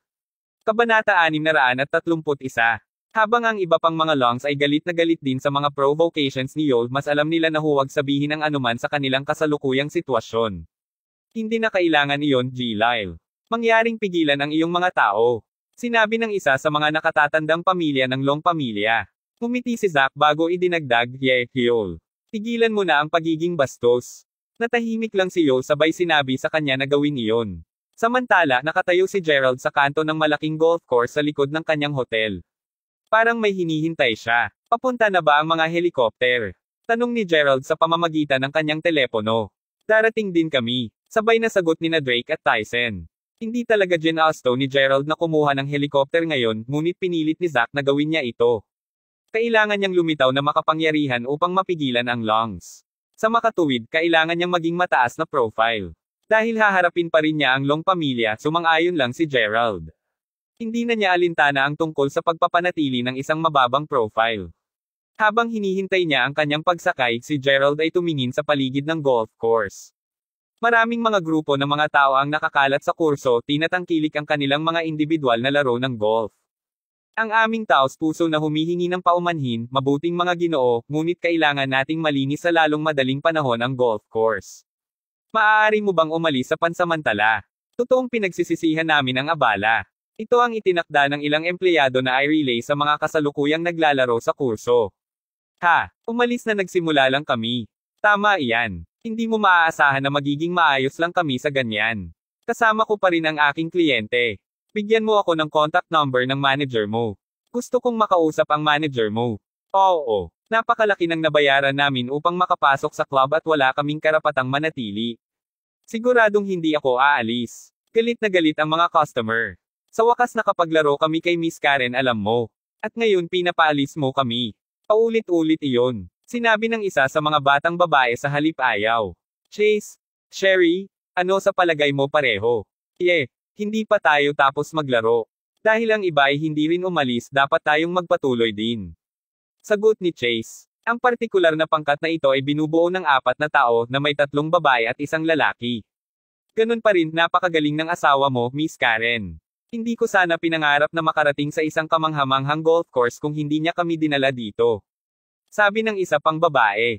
Haha, well, kinailangan ng asawa ko na samahan ang isang mahalagang kliyente dito ngayon. Dahil maglalaro sila ng golf at wala kaming ginagawa, naisip ko lang na masarap sa aming lahat na magsama rito. Kahit na lahat kayo ay mga mag-aaral ko lamang sa junior high school, maraming taon kaming nakikipag-ugnay na tinatrato ko kayong lahat tulad ng aking sariling mga kapatid. Sagot ni Karen. Nang makita na hindi nila kayang paalisan ang mga customer, umalis na lang ang mga empleyado. Ang kanilang gawain ay hindi upang pilitin ang mga tao na umalis. Kailangan lang nilang bawasan ang bilang ng mga tao sa golf course sa pamamagitan ng pagpapaalam sa kanila na nalilinis na nila ang kurso sa lalong madaling panahon. Kung talagang lilinisin nila ang buong golf course, ang gawain ay hindi ibibigay sa mga simpleng empleyado. Wala na sa wakas. Ano ang mga istorbo? Alinmang paraan pareho kayong magpapakasal, tama ba? Habol, Sherry. Maaari mong isaalang-alang ang pagkuha dito ng iyong mga litrato sa kasal. Napakaganda ng kurso na kahit na mas maganda ang pakiramdam ko sa pamamagitan lamang ng pagtingin sa tanawin na ito. Tuwang-tuwa na sinabi ng isa sa mga batang babae habang nilalabas ang kanyang telepono at kinunan ng larawan ang paligid. Kukuha ako ng maraming larawan ng telon. Tulad ng, narito, at dito, at doon din. Sinabi ng batang babae sa bawat larawan na kinunan niya. Wow! Sabi ng batang babae na wala sa asol. Frozen sa lugar, sinilip niya ang isa sa mga larawan na kuha lamang niya. Ano ang nangyayari, Lucille? Tanong ni Karen, Sherry, at Chase habang nakatingin sa kanya. Sa isang gulat na ekspresyon, pagkatapos ay itinuro ni Lucille ang isang direksyon bago sinabi, Miss Karen, lahat kayo, tingnan mo. Ang taong iyon na nakatayo sa di kalayuan. Hindi ba siya katulad ni Gerald? Ano? Gerald. Nagulat lahat pagkatapos ay lumingon upang tumingin sa kung saan nakaturo si Lucille. Ito ay totoo, ang taong nakatayo sa sulok ng golf course na nakalagay ang kanyang mga kamay sa kanyang bulsa, ay si Gerald. Siya ba talaga yon? Ano nga ba ang ginagawa niya rito? Tak ang tanong ni Lucille. Kabanata 632. Sino ang nakakaalam? Narinig ko na maraming mga tao ang alam niya. Kung hulaan ko, marahil ay narito siya upang pumili ng mga bola ng golf para sa kanila. Haha, sabi ni Karen. Loiko ang tunog iyan. Naalala ko sinabi niya na gumagawa siya ng sarili niyang negosyo noong huli kaming nagkita sa pagtitipon ng aming klase. Nakakatawa. Kinutya ni Lucille. Noong si Gerald ay nasa junior high school pa lang, 3 sa mga tao sa grupo ang kanyang mga kaklase at ang pang-4 ay isa sa kanyang mga guro. Nakilala nila siya sa huling pagkakataon na bumalik si Gerald sa kanyang dating bahay upang ipagdiwang ang kanyang kaarawan. Ang araw na nagkita sila ay nagkataon din ang kaarawan ni Chase, at sa araw na nalaman ni Gerald na ang batang babae na nagustuhan niya noong high school, si Sherry, ay kasama na ni Chase. Maagang umalis si Gerald sa pagtitipon noon dahil walang maraming mga karaniwang paksang pinag-uusapan. Ano pa, nagmamadali si Gerald upang ipagdiwang din ang kanyang sariling kaarawan. Pagkaalis niya, plano ni Chase at ng iba pa na bisitahin ang Sunny Springs. Gayunpaman, pagkatapos ng kanilang hapunan at pagdating doon, nalaman nila na wala nang masyadong titingnan. Noon nang sinabi sa kanila ni Karen na maghintay para sa araw na kailangan ng kanyang asawa na samahan muli ang kanyang kliyente. May hahatid niya sila sa isang 5 bituin na golf course noon. Lahat ng iyon ay humantong sa kasalukuyang mga kaganapan. Kaya, Ms. Karen, sa palagay mo dapat ba natin siyang batiin? Tanong ni Lucille. Bakit hindi? Tumingin dyan mga lalaki. Pumipili talaga siya ng mga bola ng golf para sa iba. Sabi ni Karen habang nakaturo at tumatawa. Hoy ikaw, maaari mo bang dalhin sa amin ang bola ng golf na iyon? Pagbaba pa lang ni Gerald, may umikot na bola sa kanyang paa. Maliwanag na isang batang babae na nagsasanay ng kanyang golf club swings aksidenteng swang ito doon. Isang lalaki saka tinuro si Gerald. Malinaw na nais niyang dalhin sa kanya ni Gerald ang bola, kaya't pasimpleng sinunod ni Gerald ang kanyang mga utos. Ang impyerno. Anong uri ng manggagawa iyon? Sabi ng parehas na lalaki habang iginala ang kanyang mga mata kay Gerald. Nako, mahal. Huwag kang magagalit, tatakutin mo siya. Kailangan mong patuloy na magamit ang mga taong tulad niya. Kung hindi siya sapat na disiplina, magpapapayat siya araw-araw. Pasimpleng ngumiti ng mapait si Gerald nang marinig ang usapan nila. Ayaw niya talagang magsimula ng pagtatalo sa kanila. Habang siya ay babalik sa kanyang unang lugar upang masiyahan sa isang sandaling katahimikan, lumapit sa kanya si Lucille at ang iba pa. Haha, nagkataon lang, Gerald. Lahat sila ay nanunood ng mapag-alitan si Gerald matapos na kunin ang golf ball. Una nilang naisip na maayos ang ginagawa ni Gerald sa kanyang negosyo, ngunit nang makita nila ang eksenang iyon, lahat sila ay naging pantay na nasa sabik. Oh, kayo ba? Sabi ni Gerald, medyo nagulat. Hindi lang nandito ang mga ka-high school niya pati na rin si Sherry, ang babaeng gusto niya noon. Ano, natatakot ka ba na nakita namin ang iyong ginagawa? Akala ko ba gumagawa ka ng sarili mong negosyo? Ito ba ang negosyong iyong pinag-uusapan? Pagkuha ng mga bola ng golf para sa mga tao. Sabi ni Karen habang patuloy sa pangungutya sa kanya. Si Sherry naman simpleng tumingin sa kanya at umiling. Ang mga taong walang hinaharap ay tiyak na hindi magbabago ng malaki. Ah, Karen, narito kayong lahat. Hinahanap ko kayong lahat. Sabi ng isang binata na nakasuot ng suit habang naglalakad papunta sa grupo. Ano ito, hobby? Sa gayon kulang kami sa isang tagapili ng bola sa gilid namin. Maaari mo ba akong tulungan na kumuha ng isa sa front desk? Sagot ng lalaki. Haha, may isa dito ngayon. Ang taong ito dito ay naging estudyante ko at ngayon ay kumukuha siya ng mga bola ng golf para mabuhay. Dalhin mo lang siya. Sige na, sumama ka sa akin. Sabi ng lalaki habang tumango papunta kay Gerald. Umiling lang si Gerald bago sabihin paumanhin, wala akong oras. Wala siyang email. Kabanata 633. Matapos ang pagtatapos ng kanyang pangungusap, simpleng tumabi si Gerald na may mapait na ngiti sa labi. Habang naglalaro ang maraming hindi pagkakaunawaan, hindi niya naramdaman ang pangangailangan na ipaliwanag sa kanila ang lahat. Ano ang problema niya? Tanong ng asawa ni Karen, malinaw na naguluhan. Nako, huwag kang mag-abala sa kanya. Ang pagiging uto niya lang ulit. Sumagot Karen pantay bilang mapataob. Bigla na lang may sumigaw, mainit dam. Iyon ay maraming mga helikopter. Ha, saan? Banal. Mayroong hindi bababa sa 36 sa kanila roon at lahat sila ay bumubuo. Natigilan ang lahat doon. Bagaman ang lugar na ito ay nakalaan para sa mga mayayaman, ang mga naruroon ngayon ay karaniwang mas bata na nagpapaliwanag ng kanilang pagkabigla. Kahit na si Karen at ang pansin ng iba ay nakuha sa mga helikopter. Hindi ba ang mga helikopter na iyon ay ginagamit ng militar, hobby? Tanong ni Karen, malinaw na boses nito ay nagpapahiwatig ng pagkabigla niya. Ang kanyang iba pang mga mag-aaral ay sobrang natigilan upang sabihin kahit ano. Siyempre hindi. Habang tiyak na sila ay mga helikopter sa antas ng militar, magagamit din ito ng mga mamamayan. Gayunpaman, nagtataka ako kung sino ang maaaring magdala ng napakaraming mga helikopter sa Weston. Tuldok-tuldok. Bagaman may kaalaman ang asawa ni Karen, maging siya ay nagulat. Nais kong malaman kung kanino ang mga helikopter para sa, ang uri ng pagbuo na ginagawa nila ay maaaring mail-alon para sa pinakamayaman sa mayaman. Sabi ni Lucille habang tumatalon pataas at pababa.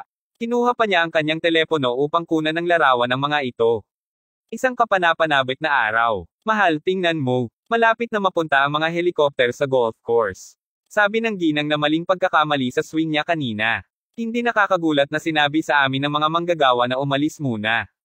May isang makapangyarihang dapat nandito ngayon. Natutuwa akong hindi kami umalis. Kailangan kong makilala ang taong ito. Sagot ng asawa, gulat na gulat. Kahit na sila ay talagang mayaman, hindi sila ganoong kayaman. Paano magkakaroon ng isang tao ng ganoong karaming pera? Magandang araw, Ginoo. Maaaring may ideya ka tungkol sa kung sino ang narito ngayon. Tanong ng asawa ni Karen habang papalapit sa mag-asawa. Narinig niya ang mga ito na tinatalakay din ang mga helikopter. Masasabi niya na sila ay mayaman lamang mula sa kanilang pananamit na humantong sa kanyang palagay na malamang na malalaman nila ang tungkol sa sitwasyon. Si Karen at ang iba pa ay sumunod lamang sa likuran niya. Hindi ko talaga masabi. Nakangiting sagot ng lalaki. Ang asawa ni Karen ay nagsimulang gumawa ng kaunting pakikipag-usap sa lalaki tungkol sa mga mayayamang tao na naninirahan sa Weston. Si Chase at ang iba ay nakatingin lamang sa kanila na may paghanga. Ito ay isang pag-uusap sa pagitan ng mga matagumpay na tao. Maaari silang lumikha ng isang pag-uusap sa labas ng pinakasimpleng bagay. Ito ang totoong kapangyarihan ng pagkakaroon ng mga koneksyon.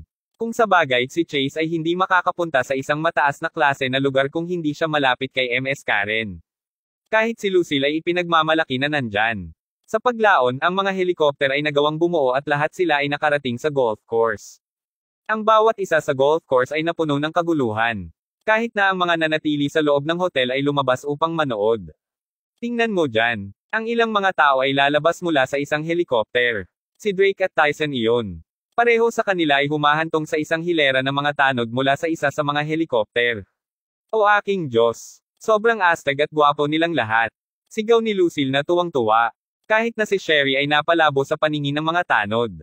Gayunpaman, simpleng hindi sila pinansin ni Drake at Tyson. Matapos magsuot ng ilang salaming pang-araw, naglakad sila patungo kay Gerald. Ano? Si Karen at ang iba pa ay lubos na nalito. Ginoo Crawford. Sigaw ni Drake, Tyson, at lahat ng iba pang mga tanod na magkasabay. Natutuwa na makita na nandito kayong lahat. Sagot ni Gerald habang tumatango. Mr. Crawford. Kabanata 634. Si Karen at ang iba pa ay labis na nagulat nang marinig nila ang pagsisigaw ng pangalan. Ano ang nangyayari, bakit nila tinawag si Gerald bilang G. Crawford? Nandito ba talaga ang mga helikopter na iyon upang kunin si Gerald? Ang lahat sa kanila ay may kirot na ekspresyon sa kanilang mga mukha, at lalo na ito para sa mga batang babae sa pangkat. Ang sakit na naramdaman nila ay matindi. Kung sa bagay, lahat silang tatlo ay patuloy na minamaliit si Gerald. Hindi lamang sila makapaniwala na siya talaga ay isang napakalakas na tao.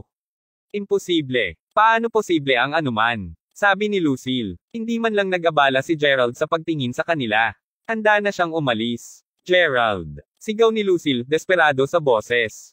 Oo. Sagot ni Gerald nang humarap ito sa kanya. Ikaw. Ang mga helikopterong ito. Dumating sila upang sunduin ka. Tanong ni Lucille sa kinakabahang tono. Yep. Sabi ni Gerald habang medyo tumango. Sumulyap siya sa kina Sherry at Karen ngunit wala na siyang ibang sinabi.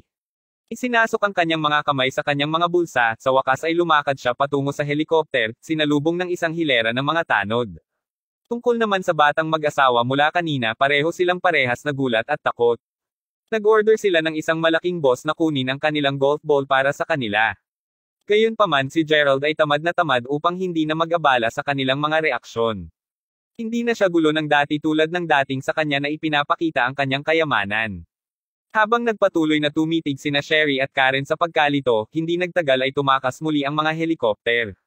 Bumalik sa birthday party ni Eunice, si Eunice ay labis pa ring naguluhan matapos marinig ang lahat ng sinabi ni Yol at Aiden. Dagdag sa sinabi ni Harry kanina, maramdaman ni Eunice na may isang bagay na hindi tama. Ito ay dahil habang ang mga tao ni Gerald ay mukhang handa silang magdulot ng gulo, si Gerald mismo ay hindi pa dumating. Sa palagay ko si G. Crawford ay tiyak na darating upang agawin ang nobya. Siguradong pupunta siya para kay Miss Gia. Tama iyan. Napakaganda niya. Dagdag pa, ang Crawfords at ang Longs ay may sama ng loob sa bawat isa sa mahabang panahon. Hindi nakakagulat na labis na nababagabag si G. Crawford. Sa sandaling iyon, halos lahat ng tao doon ay nakikipagchismisan. Ano ang dapat nating gawin, Eunice? Ang tanong ay nagmula kay Melissa na palapit lang sa kanya. Kung sa bagay, hindi lang si Eunice ang nakatalikod kay Gerald. Ginawa din ito ni Melissa. Lalo siyang nag-aalala matapos makita kung ano ang nangyari kanina. Pinagtrato siya ng mabuti ni Gerald.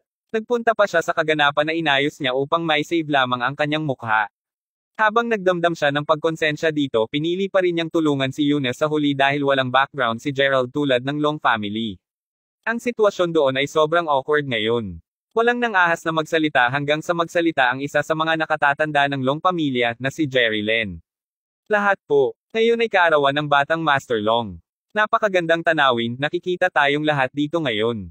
Kahit na si G. Lyle ay narito upang ipagdiwang ang napakagandang okasyon na ito sa amin. Sa makatuwid, masaya akong inihayag na opisyal naming binibili ang Wayfair Mountain Entertainment bilang aming pangunahing proyekto sa pamumuhunan. Susunod, ipapakita ko sa inyong lahat ang aming mga sumusunod na plano sa negosyo para sa Mayberry. Sabi ni Jerry habang nakatingin kay Zach. Ano? Ang bawat tao roon ay nagsimulang mapagtanto na ang Longs ay seryoso sa paghihiganti matapos na mapilit ni Jessica na iwanan ang Mayberry sa nakaraan. Alam din nila na nagsalita lamang si Jerry dahil ang Long pamilya ay mayroong isang bagay na ipinakita sa kanilang lahat.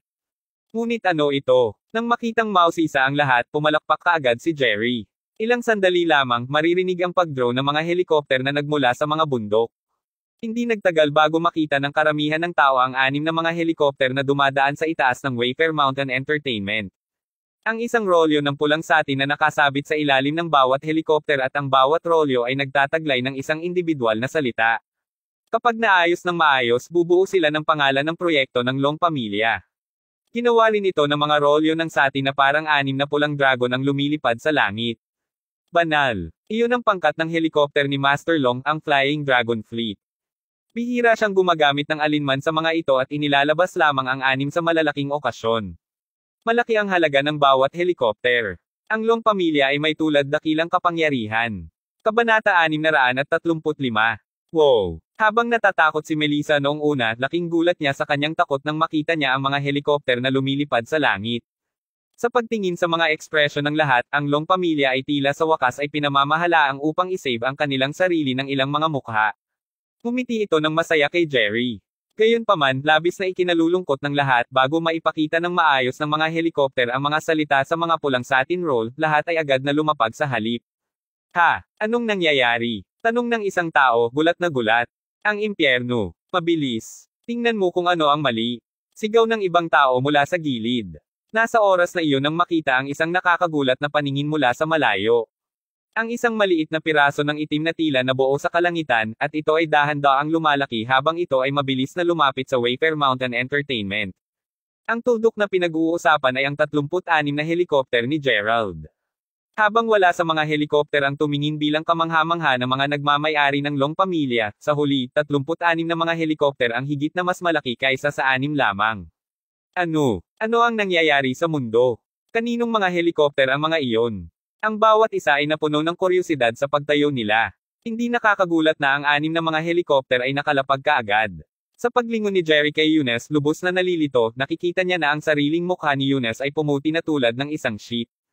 Ganon din kay Xavier. Ano ba? Sabi ni Xavier habang siya bumangon din mula sa kanyang kinauupuan. Sa Yanken, ang Long Pamilya ay parehong mayaman at makapangyarihan kaya't kaya nilang kayang bayaran ang 6 na marangyang helikopter na iyon. Ang mga helicopters na pagmamayari nila ay hindi regular sa anumang paraan. Hindi sila basta mabibili sa palengke. Hindi kahit na ang lahat mula sa pamilya ay maaaring umupo sa kanila, ngunit pinaswerte si Xavier na sumakay sa isa sa kanila ng isang beses. Sa kabila ng lahat ng iyon, talo pa rin sila sa bilang. Sino ang makakaisip na mayroong isang taong mas malakas pa sa kanila? Sino ito? Ang bawat tao'y nagkagulo pa sa eksena. Lahat maliban kay Gia. Alam niya para sa isang katotohanan na si Gerald ang umaayos ng buong eksena. Ang isa sa mga helikopter ay dahan-daang bumaba bago tuluyang lumapag sa labas mismo ng pasukan ng function hall. Nang nasa lupa na ang helikopter, dahan-daang lumabas dito si Gerald. Kasama niya sina Drake, Tyson, at Harry.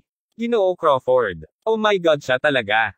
Sigaw ng ilan sa mga tao na tuwang-tuwa. Nakangiti lang ng ngiti si Gerald. Habang sinusubukan pa ring pigilan ng mga bodyguard ng Long Pamilya ang mga tao ni Gerald bago ito, sa oras na makita siya, agad na tumabi ang mga tanod.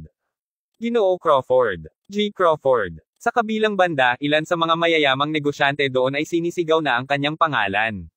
Si Gia mismo ang tumawag sa kanyang pangalan sa banayad na tono, Gerald. Medyo nagulat si Gerald nang makita siya.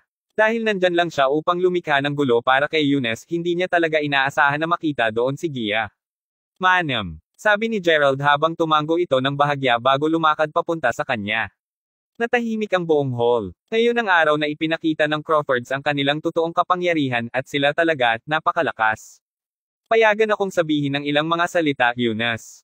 Sabi ni Gerald. Habang si Eunice sana ang magiging pansin ng araw, simpleng tapik siya sa balikat ni Gerald bago sumenyas na tumabi siya.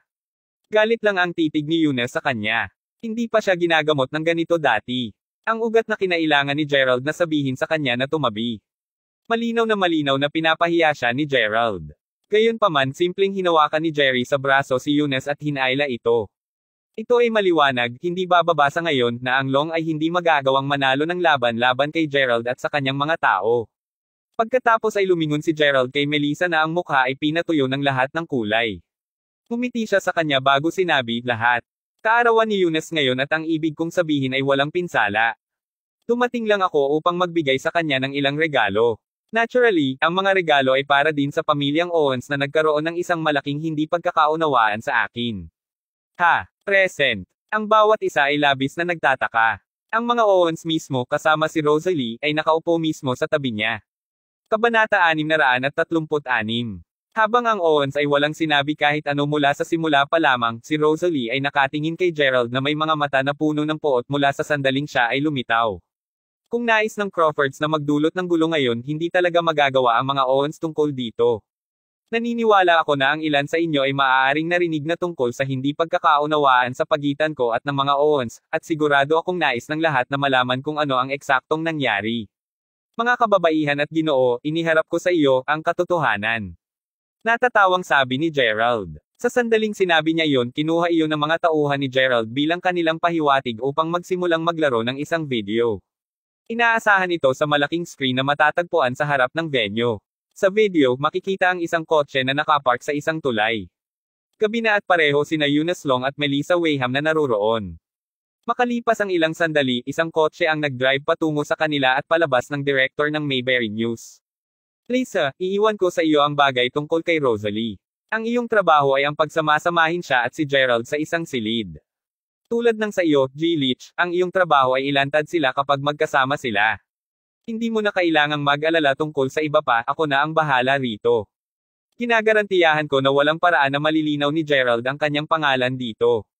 Walang problema, G. Long. Habang nagsimula silang magsalita tungkol sa iba pang mga bagay sa video, si Rosalie at ang iba pang mga Owens ay tumayo na sa galit.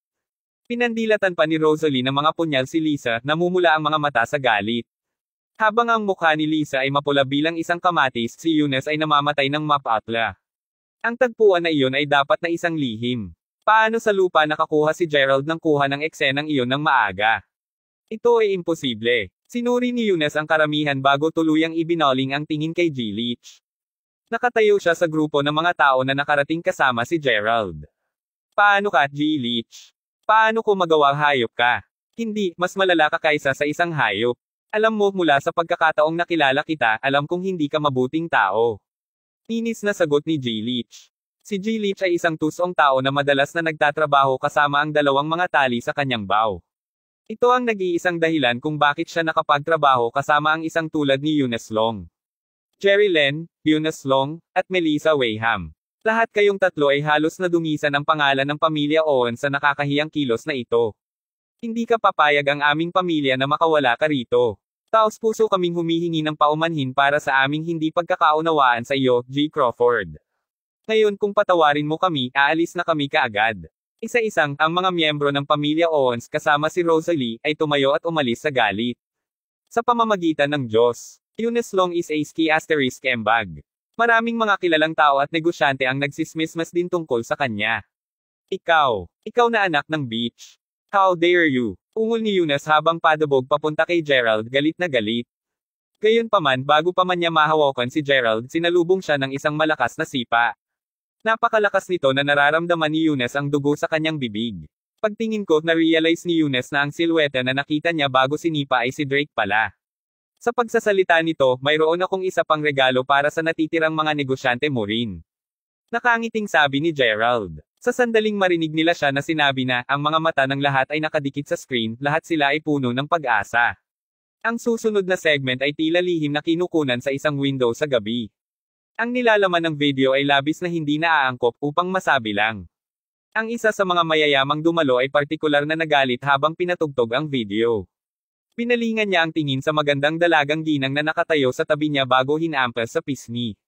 Mahiya ka, angal ng parehong lalaki. Ang mga nilalaman ng video ay hindi talaga kailangan ng karagdagang paliwanag. Mahalaga, ngayon, ang lahat ng mga dumalo ay ipinapakita ang bawat solong maruming maliit na bagay na nagawa ni Eunice dati. Kahit na si Jerry at ang iba pang mga ulo ng Long pamilya ay naiinis sa kanilang nakita. Namumula ang kanilang mga mukha. Ngayon, ang pangalan ng kanilang pamilya ay ganap na nadumisan. Maraming tao ang nawala na ang kanilang respeto sa Long pamilya, at ang lahat ay dahil kay Eunice Long. Kahit na mamatay ako ngayon, humihiling ako ng masusing paliwanag mula sa Long pamilya. Sigaw ng isa sa mga negosyante na galit na galit. Ang pagkasuklam at poot ay makikita sa mga mata ng lahat ng iba pang mga mayayamang dadalo. Tito Len, kailangan mo akong tulungan. Inaayos na ako dito. Ang lahat ay isang detalyadong pag-set up. Sigaw ni Eunice sa takot. At dito naisip kong ikaw ang pinakamatalino sa tatlong magkakapatid. Hindi ko akalain na ikaw ang magiging panghuli na pabagsak. Iniuulat ko agad ang bagay na ito kay Lolo Eunice. Sabi ni Jerry habang kumikintot ang sulok ng labi. Okay, sige, ayusin ang mga tao. Siya nga pala, may isa pang video na nais kong ipakita ng partikular sa Long pamilya. Medyo kamakailan lang ang video kaya sigurado akong mas matutuwa ang iyong lolo kapag nakita niya ito. Sabi ni Harry. Sa sandaling natapos ang kanyang pangungusap nagsimulang tumugtog ang susunod na video. Lolo, mabagsik ako. Lolo, malupit ako. Sa video, makikita si Eunice na tila sumisigaw para sa kanyang lolo ng 3 beses sa isang hilera habang siya ay nakaluhod. Mukha namang handa siyang sumabog sa galit. Pagkatapos ay tinuro niya si Eunice, nanginginig ang kanyang daliri sa sobrang galit. Ikaw. Kabanata 637. Hindi inaasahan ni Xavier na pupunta sa ganitong paraan. Nais lamang niyang gamitin ang oportunidad na ito upang mapalawak ang kanyang social circle sa mga dadalo. Kung hindi dumalo si Gerald sa kaganapan, magiging maayos ang plano niya. Walang sino mang maaaring asahan na ang kaganapan ay magtatapos sa isang baluktot na sitwasyon. Manalo ka. Ikaw ay isang kahihiyan sa Long family, Eunice Long. Hindi ako makapaniwala na gagawin mo ang ganoong bagay. Naiinis na sabi ni Xavier habang dinuraan siya nito. Ang kanyang tugon ay isang agarang sampal sa mukha mula kay Eunice. Ang mga mata ni Eunice ay namula sa dugo habang si Xavier, na nasobrahan ng lakas ng sampal, ay nahulog sa ibabaw ng isa sa mga mesa. Ikaw fucking bitch. Panatilihing nakasara ang iyong bibig. Ang ginagawa mo lang ay mag-ramble on and on. May sakit ako sa lahat ng yan. Sino sa palagay mo ay para mo rin akong i-lecture ng ganyan? Minsan ko lang ito sinasabi. Ikaw ang aking hipag dahil lamang sa kinilala kita bilang bahagi ng aming pamilya. Kung hindi kita pinasok, magiging ligaw ka na lang din at sinusubukan mong makarating. Ikaw ang naglakas loob na patulan ako. Sabi ni Xavier habang nakahawak sa pisngi niyang pisngi na hindi makapaniwala. Ang sulok ng labi ni Xavier ay nagsimula na ring dumyugo. Hindi na rin nag-abala si Jerry na sabihin kahit ano pagkatapos nitong masaksihan ito. Ang Long pamilya ay napakalaking. Ang pagiging isang pamilya na may 3 apo na magiging tagapagmana sa hinaharap, ang pamamahagi ng kayamanan at kapangyarihan ay medyo komplikado. Habang si Jerry mismo ay hindi isa sa 3 batang tagapagmana ng Long pamilya, ipinadala nila siya sa oras na ito upang pangasiwaan ang mga bagay. Matapos makita kung paano kumilos si Eunice, galit na galit sa kanya si Jerry sa pagdungis sa pangalan ng Long pamilya. Pagkatapos ay muli kung si Eunice ay mawala ng pabor sa iba pang mga miyembro ng pamilya, maaari pa ring magkaroon ng pag-asa para kay Jerry. Dahil wala namang kaugnayan si Jerry kay Xavier, wala talaga siyang pakialam sa kanya. Sa oras na iyon, ang video mula dati ay nagpe-play pa rin sa screen. Si Gerald mismo ang nanunood ng paglalahad ng sitwasyon sa harap ng kanyang mga mata sa isang walang malasakit na pamamaraan. Wala na sila ni Xavier sa isang relasyon. Huminto na rin siya sa sisihin ng sarili niya sa naging dahilan ng kanilang paghihiwalay. Hindi na talaga kailangan na makonsensya siya sa isang babaeng kagaya niya. Inaasahan lang ni Gerald na hindi na siya muling aapak sa mundo niya. Mas makabubuti sa kanila na humayo sa kanilang magkakahiwalay na paraan. Ano ang isang komplikadong sitwasyon? Fuck ikaw. Pinakain at binihisan ka ng Long pamilya. Ang mga bagay ay hindi nawala sa ganitong paraan kung nakikinig ka lang sa akin. Ito ang ganap mong kasalanan, bitch. Sigaw ni Eunice habang sinampal ulit siya nito. Walang humakbang upang tulungan siya, maging ang kanyang nakababatang kapatid na nakatayo sa tabi niya. Naparalisa siya sa takot. Habang patuloy si Xavier sa pagkapang ng pisngi, tumingin siya kay Gerald. Umiwas lang si Gerald na makipag-eye contact sa kanya. Sa sandaling iyon nang maunawaan niya na walang darating na tutulong sa kanya. Pasimpleng tumango siya bago tumakbo palabas ng hall habang pinupungay ang mga mata. Pagkaalis na lang niya, isang bote ng alak ang bumagsak sa ulo ni Eunice. Ang isa sa mga negosyante ay humakbang upang labanan si Eunice. Nang makita ito, simpleng nakatingin sina Zack at Gerald nang nakangiti. Ang dalawa sa kanila saka umiling bago lumipat sa gilid upang mapanood ang paglaban. Salamat sa nangyari ngayon, sabi ni Gia habang papalapit kay Gerald. Ano ang pinapasalamatan mo sa akin? Tanong ni Gerald habang ngumiti siya ng mahina. Para sa pagtulong sa akin. Sa tingin ko may naiintindihan ka, Gia. Hindi ako partikular na naglalayong tulungan ka. Pumunta lang ako dito para linisin ang pangalan ko. Nakangiting sagot ni Gerald. Sinimulan niyang akayin ang mga tauhan niya palayo sa eksena. Ganap na nalalaman ni Gerald na ito lamang ang simula ng kanyang pagtatalo sa Long pamilya. Sinabi na sa kanya ni Zack ang tungkol sa mga nakaraang pagtatalo ng Crawford sa kanila. Ngayon na wala ang kanyang kapatid na babae, ang Long pamilya ay tiyak na magpapatuloy na subukan upang makuha ang kanilang paghihiganti para sa kung ano ang nangyari sa nakaraan. Mula sa pagbili ng Wayfair Mountain Entertainment hanggang kay Eunice na sinusubukang i-frame siya. Ang lahat ng ito ay mga palatandaan lamang ng maraming bagay na darating. Kabanata 638. Pangunahing layunin ni Gerald na dumalo sa kaganapan upang takutin lamang sila. Nais niyang malaman ng mga Long na nakikipag-usap sila sa maling tao, at dapat nilang suriin muli ang kanilang desisyon na ituloy ang kanilang paghihiganti laban sa kanya. Ngayong natapos na niya ang nais niyang gawin, handa na si Gerald na umalis. Ilang sandali matapos sumakay sa kanyang kotse, napansin niya na may isang taong nagbubuntot sa kanya. Sa pagtingin sa kanyang salamin sa likuran, napagtanto niya kung sino ang nasa kotse, kaya't simpleng binigyan niya ng pansin ang sasakyan. Pagdating niya sa pasukan ng hotel, papasok pa lamang si Gerald nang may tinig ng isang batang babae ang tumawag sa kanya. Plano mo bang huwag mo na lang akong pansinin magpakailanman, Gerald? Siyempre, ang nasa sasakyan kanina ay si Gia. Walang dahilan para mapanatili namin ang aming relasyon. Hindi ka na rin dapat kalokohan ni Eunice, kaya hindi ba sapat iyon? Sagot ni Gerald. Hindi ba pwedeng maging magkaibigan na lang tayo? Sagot ni Gia. Hindi siya nasisiyahan sa pagtrato sa kanya ni Gerald. Kuminto sandali, tuluyang lumingon si Gerald at pasimpleng lumayo sa kanya nang hindi na umimik pa. Ang totoo, medyo nababagabag si Gerald sa buong bagay. Kung sa bagay, mabait na tao si Gia at mabuti pa ang pagtrato nito sa kanya. Ito ang eksaktong dahilan kung bakit kailangan niyang maging matatag sa kanyang desisyon. Hindi na niya kayang maging masugid na tao dati. Tumigil ka dyan, kaanak ni Beach. Sigaw ni Tammy habang humihimas at nagpupuyat habang tumatakbo papunta kay Gerald. Napakasama mong tao, Gerald. Paano mo ito nagawa kay Gia? Alam mo ba kung gaano niya palaging binabanggit ang iyong pangalan sa harap namin? Habang totoo na nagkakaproblema ka sa hindi pagkakaintindihan sa iyo ni Gia, dapat mo ring malaman kung gaano kalubha ang kalungkutan ni Gia. Napunta pa siya upang hanapin si Rosalie sa pag-asang patawarin kanya at hindi na ituloy ang usapin. Kahit na ang Owens ay hindi nangako sa kanya na patawarin kanila, hindi pa rin nangangahulugang maaari mo siyang pretuhin ng ganito. Sigaw ni Tammy. Ito ay totoo sa araw na nangyari ang insidente, personal na nakilala ni Gia si Rosalie. Sa kabila ng kanyang pagsisikap, ang Owens ay nag-atubili na bitawan ang bagay na mas madali. Bukod doon, may mga bulong-bulungan sa Mayberry na girlfriend mo si Gia. Naisip nilang lahat na ang kadahilanan na dumalo ka sa seremonya ng kaarawan ni Eunice ay upang gumawa ng isang eksena alang-alang kay Gia. Habang alam ko na ang mga alingaw-ngaw ay hindi nakakaapekto sa iyo, naisip mo ba talaga kung ano ang pagdaraanan ni Gia ngayon? Paano ang tingin sa kanya ng Long pamilya? Ano sa palagay mo ang dapat gawin ni Gia ngayon? Tama na, Tammy. Alam ko na kung bakit hindi ako pinapansin ni Gerald. Sabi ni Gia habang pinupunasan ang luha niya. Nakatitig ng diretso sa kanya, pagkatapos ay idinagdag ni Gia, ako, alam kong naging makasarili ako. Gayunpaman, mayroon akong isang pangwakas na kahilingan mula sa iyo, Gerald. Naaalala ang oras na ako ay na-ospital pagkatapos na inagaw. Sinabi mo sa akin na gagawin mo ang isang bagay para sa akin hanggat maaari mo itong pamahalaan. Sabihin mo sa akin, Gerald, nananatili pa rin ba ang pahayag na iyan? It does, sagot ni Gerald sabay tango. Naalala din ni Gerald na lumipat si Gia upang hanapin siya noon upang makatakas sa kasal. Kapag dumating siya sa Mayberry, siya ay inagaw dahil hindi niya ito binigyan ng pansin. Sinisisi niya ang kanyang sarili para sa buong sitwasyon noon, kaya't sinabi niya sa kanya na maaari siyang gumawa ng isang solong kahilingan na susubukan niyang tuparin. Sa oras na iyon, mapaglarong sinabi ni Gia na dahil si Gerald ang nagmungkahi nito, hindi siya pinahihintulutang bawiin ang sinabi niya. Gayunpaman, alam ni Gerald na sinasadya niya ang bawat salita na sinabi niya.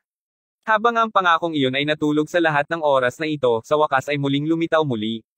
Sabihin mo sa akin kung ano ang gusto mo. Hanggat kaya ko ito, tutulungan kita sa iyo. Sabi ni Gerald. Pagkatapos ng lahat, isang pangako ay isang pangako. Bilang karagdagan, hindi lang kinaya ni Gerald na masira pa ang puso niya. Hindi na niya alam kung paano siya tanggihan pa. Mabuting malaman yan. Tuldok-tuldok. Makatiyak ka sa sandaling natupad mo ang pabor na iyon, hindi na kita muling pagsamain. Mawala ako sa buhay mo para sa kabutihan. Kaya, ano nga ba ang pabor? Gusto kong pakasalan mo ako. Halika ulit. Kasal. Sa kabila ng paghahanda ng pag-iisip sa sarili para sa kung anumang ibabato sa kanya, natapos pa rin ang pagkabigla ni Gerald nang marinig ang mga salitang iyon. Hindi na kailangang matakot. Hindi ko ibig sabihin ng isang tunay na kasal. Kailangan ko lang kayo upang peke ang isang kasal sa akin sa harap ng pamilya Owens at Long. Magagawa mo ba iyon para sa akin?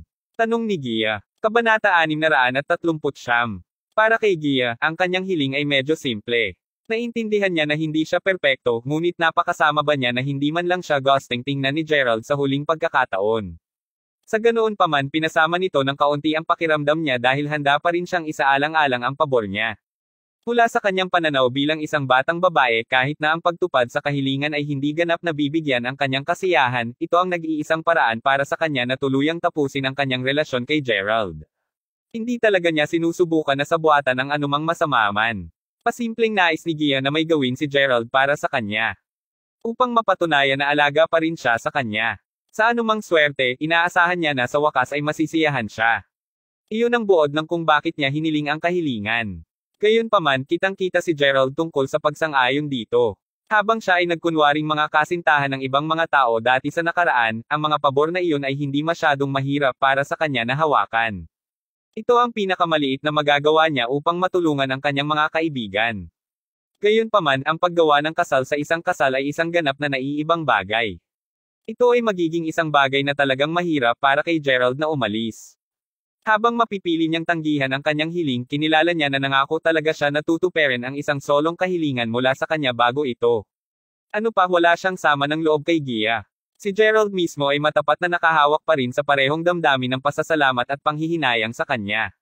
Talagang kahit na, ito ay isang pekeng kasal lamang. Wala na akong hihilingin pa pagkatapos nito. Kakailanganin ko ang isang araw upang maghanda para dito, ngunit bago iyon, sabihin mo sa akin. Handa ka bang tuparin ang aking hiling? Muli, inuulit ko ang aking pangako na hanggat gagawin mo ito para sa akin sa oras na ito, hindi na kita guguluhin sa hinaharap. Sabi ni Gia habang nagsisimulang lumuha ang mga mata. Panipi tuldok-tuldok. Ma'am. Matapos ang isang mahabang, nakakagulat na paghinto, sa wakas ay tumango si Gerald bilang pagsang-ayon. Gayunpaman, mayroon akong isang kondisyon. Dagdag ni Gerald. Ipagpatuloy mo. Sagot ni Gia habang kinakagat ang ibabang labi. Matapos isaalang-alang ang kanyang mga salita ng ilang sandali, sinabi ni Gerald na, maliban sa pamilya Long at Owens, wala nang ibang dapat malaman ang tungkol sa pekeng kasal. Sumasang-ayon ako sa iyong termino.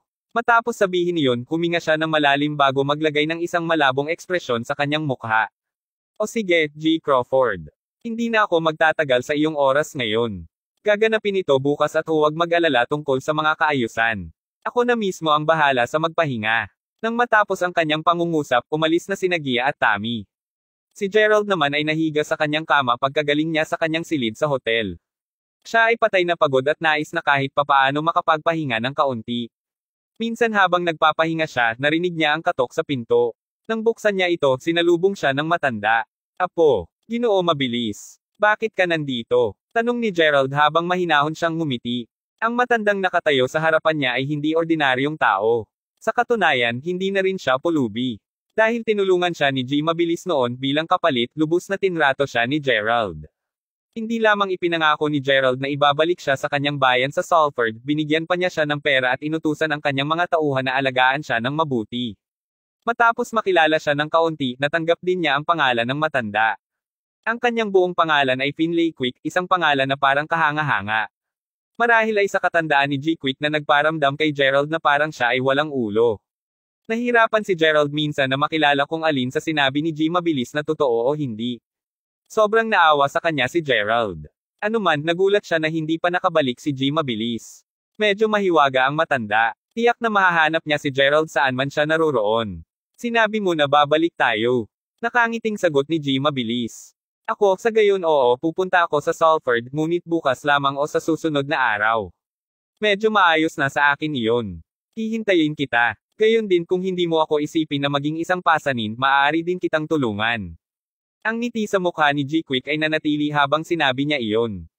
O sige, naiintindihan ko, G mabilis. Sa ngayon, malamang na makapagpahinga ka muna. Bayaran ko ang iyong pagkain mula sa nagdaang ilang araw sa lalong madaling panahon. Sabi ni Gerald habang umiling na may bahagyang mapait na ngiti. Hihintayin kita nun. Tandaan, bukas o sa susunod. Mabilis na sagot ni G mabilis na lumabas ng silid. Naturally, hindi papayagan ni Gerald ang matandang lalaki na maghanap ng mag-isa.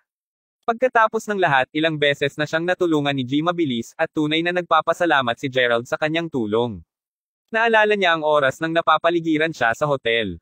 Kung hindi nagmadali si G mabilis upang iligtas siya, sino ang nakakaalam kung ano ang magiging sa kanya? Kabanata 640. Gayunpaman dahil sa kanyang katandaan at pamumula ng ulo, medyo isang kaguluhan kung susundan siya ni Gerald sa paligid. Hindi sinusubukan ni Gerald na maging bastos ngunit hindi niya matiis ang pag-iisip na pahintulutan siyang maghirap. Umaga kinaumagahan, nakatanggap si Gerald ng tawag mula kay Tammy. Siyempre, tumawag siya upang talakayin ang peking kasal. Upang mailihim ang kasal sa publiko, hindi sinabi ni Gerald kay Zack o Michael tungkol dito. Naintindihan ni Gerald ang pangangatuwiran sa likod ng kahilingan ni Gia. Ang pangunahing layunin ng peking kasal ay ipaalam sa Longs at Owens na sila ay kasal. Sasunduan kita, Gerald. Maghintay ka sa baba, sabi ni Tammy. O sige, babaan ako sa 1 minuto. Sagot ni Gerald habang ngumiti siya ng mapait. Ang buong plano ay medyo simple. Magkakaroon lamang sila ng isang piging sa isang hotel upang sa wakas ay tumira ang pamilya ni Gia. Sa pagbaba niya ng hagdan, nandyan na si Tammy na naghihintay sa kanya. Handa na silang umalis. Aalis na sana sila, napansin ni Gerald na may nakatayo sa harap ng kotse na nakaparada sa pasukan ng hotel. Si Natasha York iyon. Pagkakita niya sa kanya, tumakbo si Natasha kay Gerald. Gerald, lumapit ako upang hanapin ka ngunit hindi ako pinayagan ng mga tanod na pumasok. Manalo, sabi ni Natasha. Alam na alam ng mga bodyguard ni Gerald na si Natasha ay kapatid ni Xavier. Hindi alintana ang anumang kadahilanan na binigay niya sa kanila, patuloy silang ipinagkate sa kanya na pumasok. Ni hindi nila ininda ang pagpapaulam kay Gerald tungkol sa kanyang pagdating. Ano ito? Mabilis. Kailangan mong iligtas ang aking kapatid.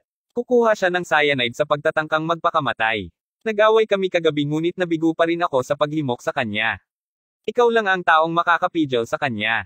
Sabi ni Natasha, balisa ang boses nito. Kung gayon hayaan mo siyang gawin ito. Sa palagay mo ba mapipigilan ko siya? Sagot ni Gerald habang ngumiti siya ng mapait. Paano ka magiging walang puso? Tuldok tandang pananong. Mayroon ka bang ideya kung bakit malayo ang kinukuha ng aking kapatid? Gusto niyang seryosohin mo siya. Ano pa hindi mo nakita kung paano siya binugbog ni Eunice sa piging kahapon? Gusto ni Eunice na akitin ka ng aking kapatid upang magawa kanya ng masama.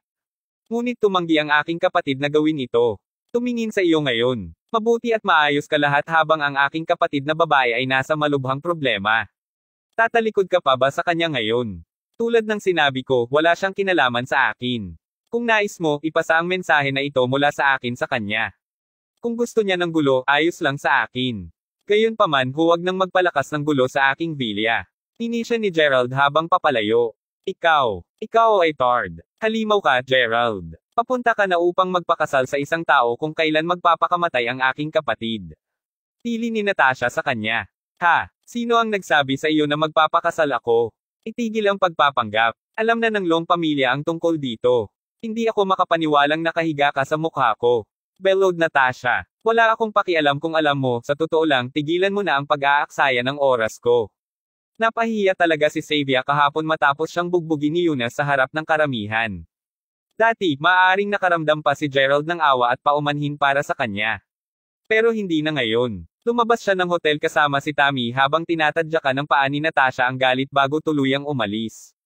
Makalipas ang ilang sandali sa Mountaintop Villa, isang kasambahay ang nagpapaulam sa Madam, dumating na ang iyong kapatid. Ha, sumama ba si Gerald sa kanya? Tanong ni Xavier. Ang kapatid mo lang, Madam. Wala si Gerald. Imposible. Galit na sigaw ni Xavier habang itinatabi ang dalaga at naglalakad sa pintuan upang makita ang sarili. Totoo sa salita ng kasambahay, si Natasha lang ang makikita na umaakyat sa hagdan. Wala naman palang sign ni Gerald. Iyon anak ng beach. Kailan siya naging walang puso? Sinabi ni Xavier, ang kanyang mukha ay puno ng pagkabalisa.